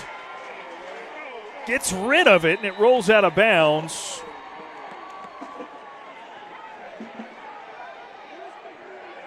Relentless pursuit by Jaden Morris. Yeah, he's at the bottom of the screen here. He comes all the way around and then gets on his horse to chase this play down. That is, you said it, that's relentless personified. Yeah, this might be intentional grounding, I think. And they picked it up. They're saying he got outside the tackle box and the ball got to the line of scrimmage, I presume. But I was very interested to see what they were going to do there because there was so much pressure, line of scrimmage, quarterback, how they were going to handle that, and they picked it up.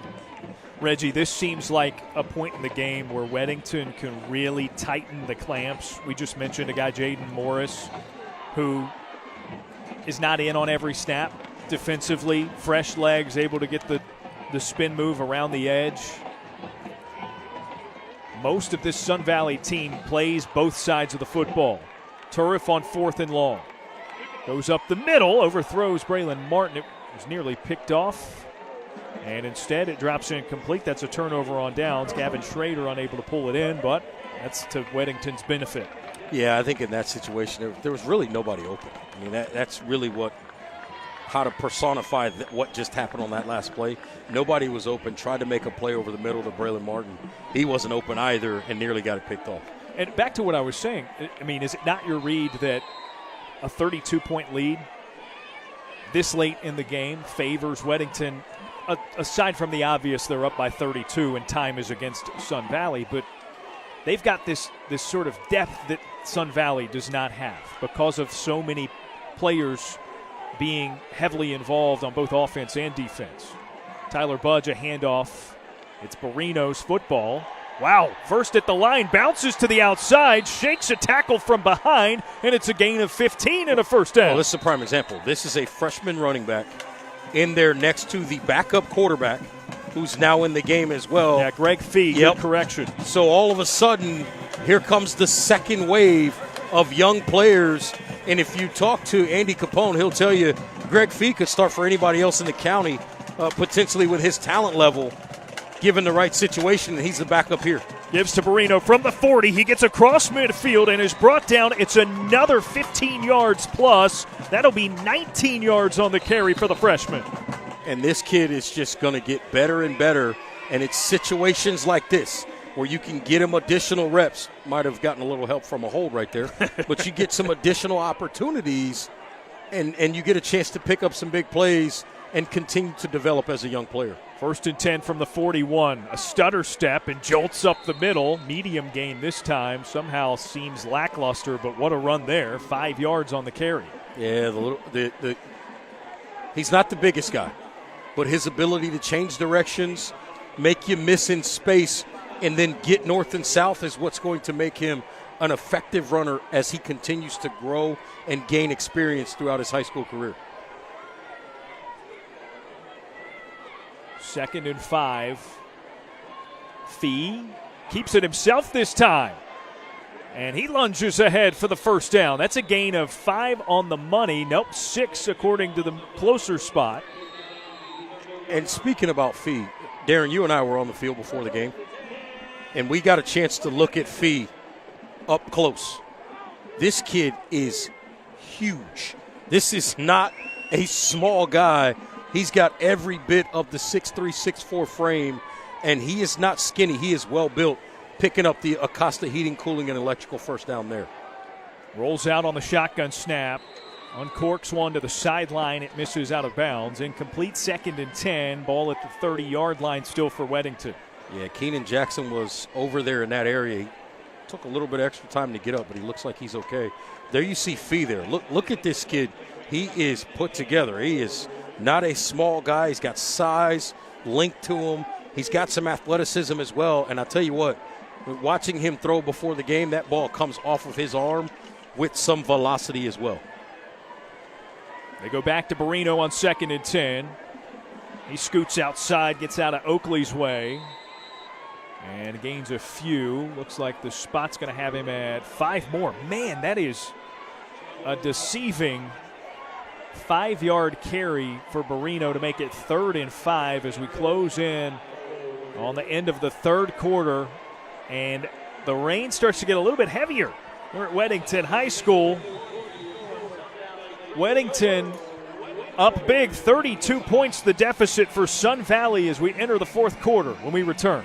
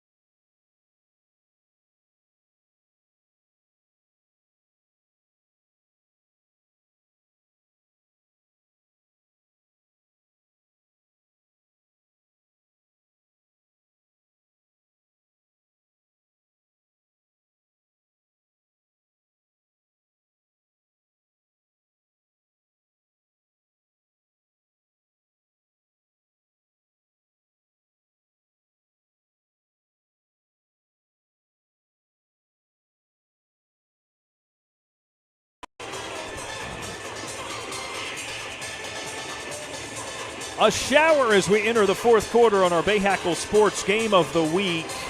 Weddington up 35-3 on Sun Valley. Quite the statement.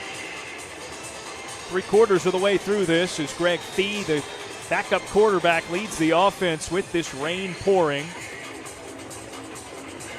And it's 3rd and 5. Fee fakes the pitch. Hands off on an end around. Barrino again. hit at the thigh and dropped right near the 10-yard line, but there was a flag behind it. Now they just go with a little bit of misdirection, trying to get flow going one way, and it's going to come back either way with the penalty. So they'll have another chance at the third down. This time, we'll see where it is placed. Again, that was 3rd and 5 to gain. They'll back it up and make it 3rd and 10.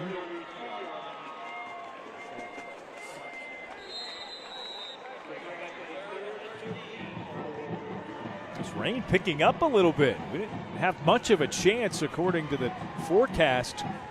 Not until at least into the early hours of tomorrow morning. And it's sending much of this crowd to the exits. Greg Fee, plenty of time to throw. Finds Nick Diamond, who drops it at the line of scrimmage. All right, so now it will be 4th and 13. As Weddington tries to close this thing out. We talked about the environment early in this one. You talk about the crowd filing out because of the rain.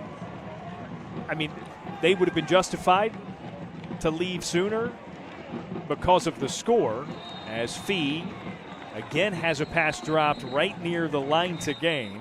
That should have been a first down right there. So what I'm trying to say, Reggie, is it's turned over on down to Sun Valley. Credit to the Sun Valley crowd.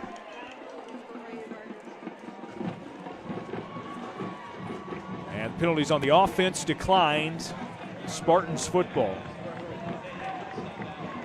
Another look entering tonight at the conference standings. This will ultimately change in favor of Weddington, moving to 7-1. Sun Valley dropping to 7-1, but 1-1 in the conference, whereas the Warriors will be 2-0. Yeah, big implications in terms of playoff seeding, big implications in terms of obviously winning a conference championship. You know, we've talked to Coach Capone enough right over the years, and he says we want to win the first one, we want to win our conference, and we want to practice on Thanksgiving. Well, they won the first one. They're still in the mix to win the conference, and if they win the conference, they'll have a chance to not only practice on Thanksgiving, but likely, if they do practice on Thanksgiving, they'll likely be playing a football game at home that weekend. It's a handoff for Sun Valley. Zach Cullen gets to the first down marker. A gain of 11 and a first down for the Spartans. And right now, if you're Sun Valley, right, you continue to work on things, you continue to see and figure out what are some of the things that we know we can do well and use that as an opportunity to continue to get better and obviously also get some younger, less experienced guys in the ballgame.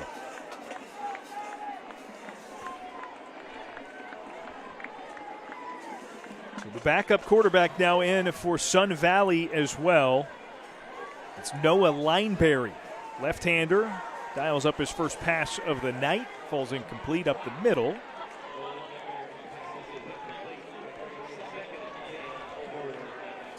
Be sure to stay locked in here on BayHackleSports.com. 11 p.m. tonight, we bring you the Blitz. Well, Reggie and I, in part, bring you the Blitz. It's mainly the work of the fine Bayhackle Sports crew, Jeff Taylor and company, the 3 JTs and KB. Highlights, scores, recaps, everything you need to know about the area's high school football that occurred tonight. That's on the Blitz. Tonight, 11 p.m. on BayHackleSports.com. Don't worry, Reggie and I will be there for just a brief moment. 2nd and 10 for the Spartans here. Lineberry drops back, shuffles forward. That might be a hold as the flag comes out and finds the receiver, Wyatt Lineberry.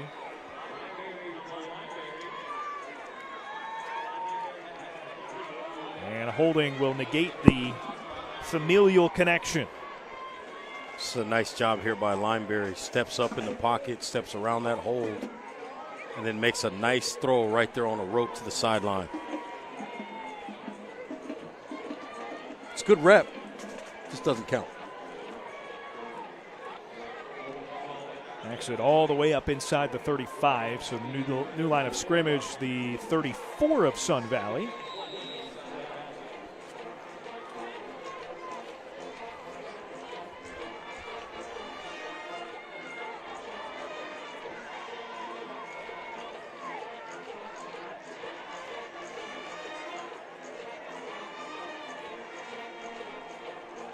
Lineberry drops back and underthrows Lineberry. Got it out there on a rope. Just a little bit off target. And the other piece of that, Lineberry got his head around just a little bit late. Took him a second to find that one. Likely cost him a little bit there for the reception. The receiver, Wyatt Lineberry. Wyatt Lineberry, I should say, yes. We got to clarify with first names with those two, you know.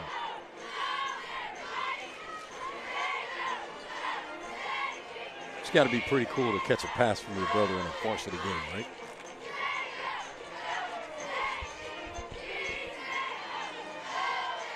Noah drops back, looking for Wyatt again. Pump fakes, takes off with it himself, and slides shy of the original line of scrimmage.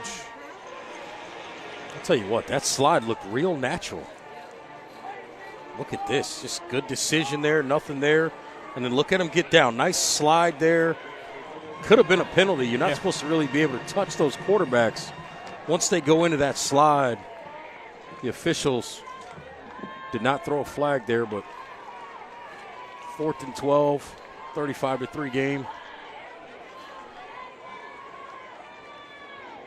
I think if it would have been a little bit more malicious, we'd have definitely saw a flag come out there. So a gain of 8 on the scramble. Why not? Sun Valley's going to go for it. Lineberry escapes one man, can't do the same for the second, third, or fourth pursuing him.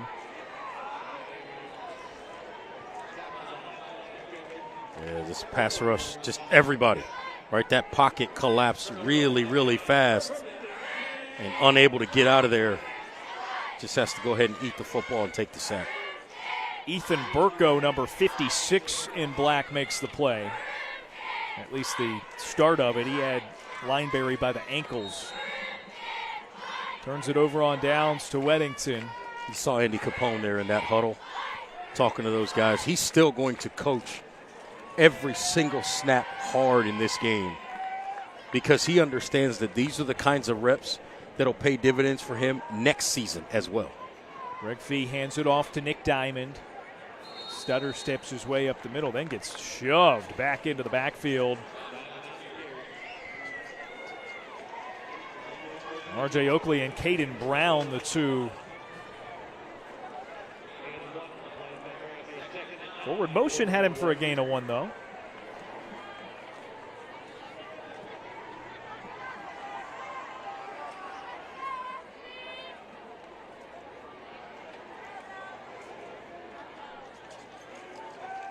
Be on 2nd and 9. It's another run for Weddington. Flag popped out at the near sideline, bottom of your screen. Yeah, I think this might be a formation issue or somebody maybe lined up in the neutral zone. We saw number 85 there on the near sideline. Checked a few times. Max Drakulich checked a few times to see if he was lined up correctly. And now he checks out. Heads to the sideline with another teammate of his. And they will walk this back to the 40-yard line.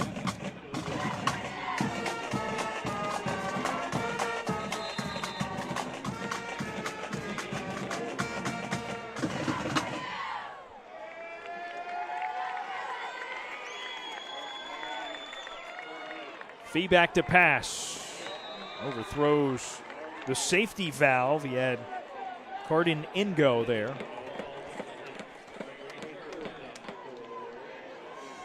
Yeah, tried to swing that out basically to his check down. Nothing really there down the field. I don't think they're really focused on trying to push the ball down the field in this particular situation. Game sort of in hand. I think they're just looking to get some reps, get some confident throws for Greg Fee. Fee drops back. Got Brody Anson here on a screen. Anson, the sophomore, saunters his way ahead for the first down and moves the chains. Nice job by Fee. Looks to his right and then comes back to his left on the screen. And they get plenty there to get the first down. It's now inside the 25, so trying to spread the love, get a lot of people involved. First touch of the night for Brody Anson is a good one. He's rewarded by being given another play here. Mr. Coolidge again, getting the okay from the side judge.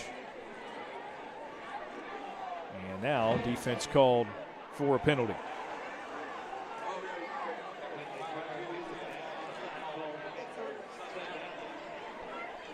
So prior to a snap,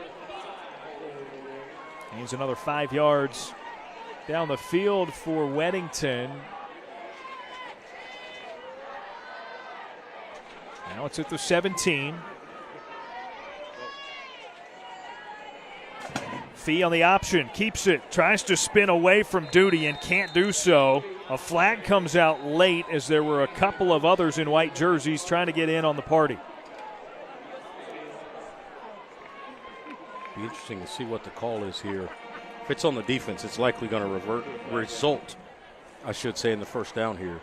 I think they're talking about maybe a face mask.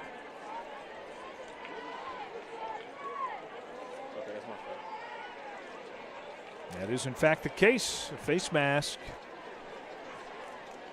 And that will move the sticks for Weddington.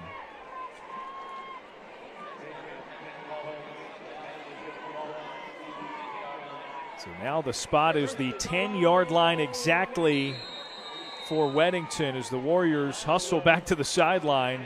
The entire huddle getting the play call. And they'll run it back up to the line of scrimmage. Still 14 on the play, or the play clock rather.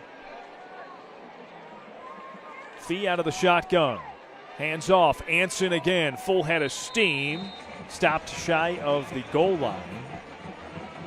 Looks like it'll be down at the 2. Looks like maybe a promising young player for the Weddington program. Absolutely. I mean, they roll them through here. They continue to work with them even when they're freshman players on the JV level. Some playing varsity as freshmen if they're prepared for it. And you see there again, touchdown for Weddington. Cardin Ingo with the touchdown run. That's the first score of the second half for the Warriors. Second touchdown of the season for Ingo. Gets it from 2 yards out.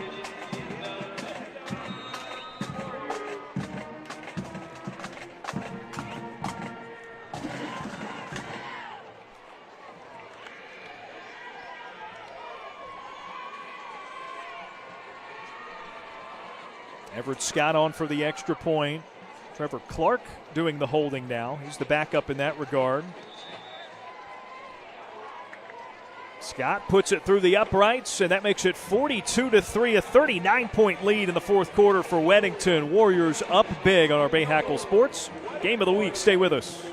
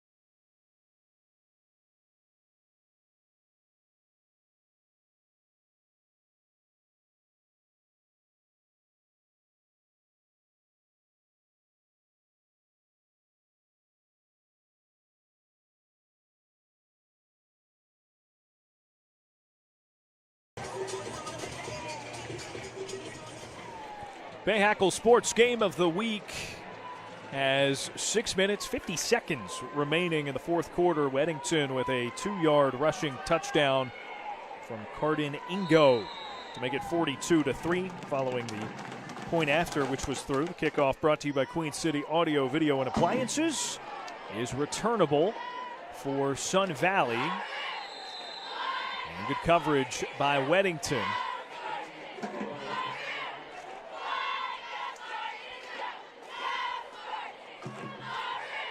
Dion Rushing on the return, the sophomore back for Sun Valley. I mean, they've been behind for so much of this one. Otherwise, safe to assume Rushing would have gotten in on the rushing attack. He's one of their many options. But it's just been throwing down after throwing down basically since a couple of possessions in for the Spartans. And now it's one of those situations where we may see a little bit more of the running game here, just to get some guys some reps and to get this offensive line some opportunities to work on improving there as well. There's Rushing on the carry, short gain. He gets, well, forward motion. Spot's going to give him 5 or 6 here. It's a nice little run. Yeah, really nice.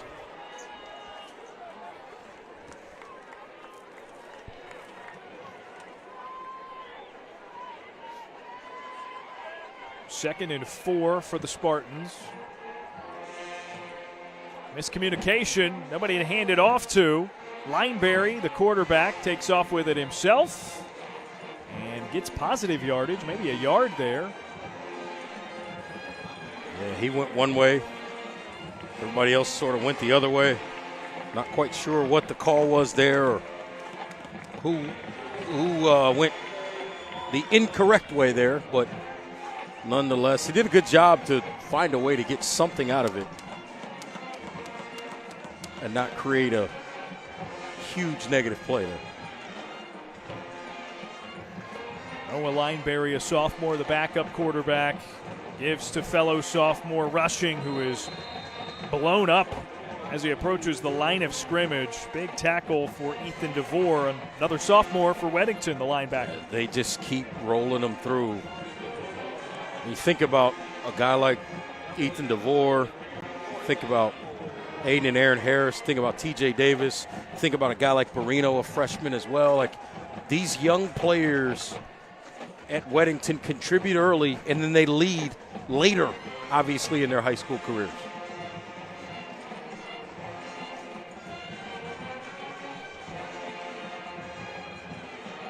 Fourth and short. It'll be punted away by Sun Valley. And covered up at Weddington's 40-yard line.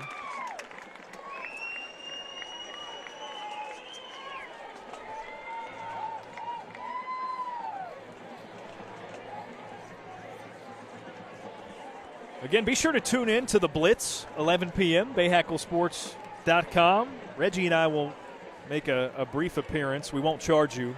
We're not on Cameo. Well, Jeff Taylor, the rest of the Bay Hackle Sports crew will bring you highlights, insight, interviews, thoughts on all the area's high school football action that happened elsewhere tonight. You sure you're not going to charge them? What do you take me for? Well, we're here anyway. You don't want me to answer that with a live microphone. Thought we were friends. Well, Greg Fee hands off to Brody Anson. He stiff arms a couple of guys. We are friends when this mic is not live. When it's live, I got to be careful. Wait, I said it backwards. Yeah. We are friends when this mic is live. When we're All not right, live, I think you're giving when people we're not live, I can say whatever I want to you. There you go. But we're still friends. Friends in a different way. That's accurate. That is accurate. We are friends. I was going to say, you're giving people at home wrong no, idea, or no. wherever they're streaming. We actually really do get along. Which is probably, some people are questioning your judgment for that. 2nd and 5 at midfield. Anson, a jolt up the middle. That'll get the first down and then some. Anson, how about Anson looking really good tonight? He's flashed a few times doing some different things. Caught the screen pass earlier. Now you see him here using his vision, gets up the field as a runner. Nearly used an official there, well, too. I tell you what, that's understanding the vision, right? Using all of the resources. He's resourceful. The crafty Brody Anson stays in the backfield with Greg Fee. On 1st and 10, Fee looks to throw, rolls to his right, airs it out, way deep, goes end zone, caught for 6. Touchdown, Weddington. There's a flag down that might wipe away what would be a touchdown to Max Drakulik. Let me tell you, and I know they've got a history and they know each other. Ryan Smith did not like that play call. He as soon as the quarterback loaded up to throw that football, he took his headset off. He was not very appreciative of that play call. That backs it up. It's now 1st and 20. A shame. That would have been Drakulik's first varsity catch this season. It's going to be an interesting Thanksgiving dinner table with the Smiths. Anson tripped up after gaining positive yardage. Yeah, we mentioned the dynamic earlier. I mean, these are coaching staffs very familiar with each other. Andy Capone, Weddington's head coach, played his high school days at Sun Valley as a quarterback. Ryan Smith, the head coach for Sun Valley, was once the starting quarterback for the Spartans. His brother, who is on staff, not with him at Sun Valley, but with Capone at Weddington, also once a quarterback at Sun Valley. Yeah, 8-year stretch of those three being the dudes at the quarterback spot at Sun Valley.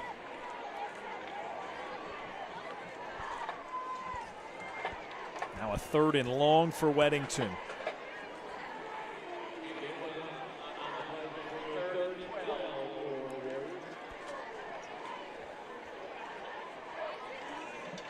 And they got movement on the defensive line.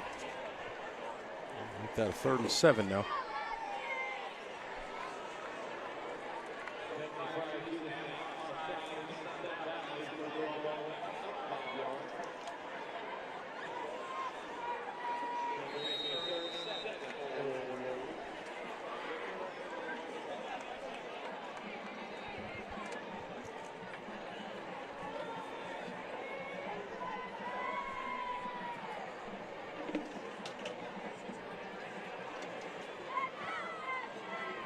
Fee on an option, pitches to Anson, a cut up inside, and he looks to have gotten enough. 8 yards on the carry, converts on 3rd and 7, and keeps the chains moving for Weddington.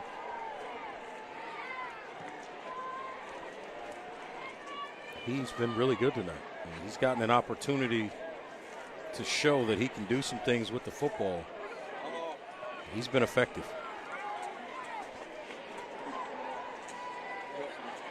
And now Anson will drop back, way back in the backfield. Nearing a minute to play in the 4th quarter. I think Weddington's going to kneel this thing out.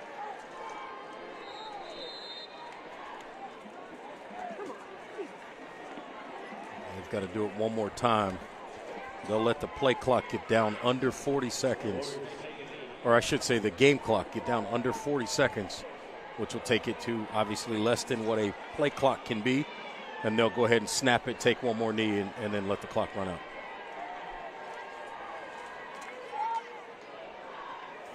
So this will be a 39-point exclamation mark of a victory for Weddington, 42-3.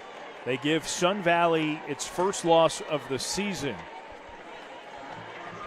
and firmly position themselves in the driver's seat for the conference.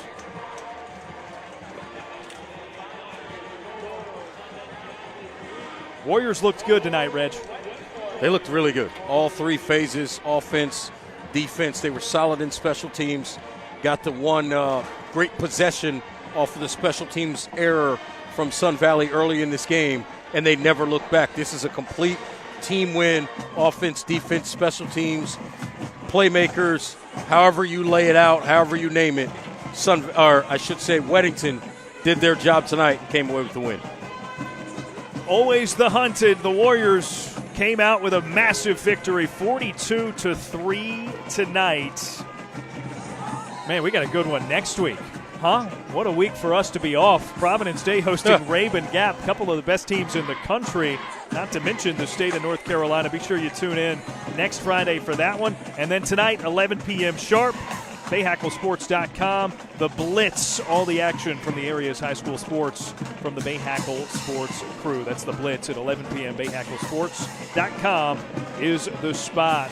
So for our entire Bayhackle Sports crew here on site at Weddington High School and Reggie Walker, I'm Darren Vaught. So long. Have a great night. Weddington wins it 42-3.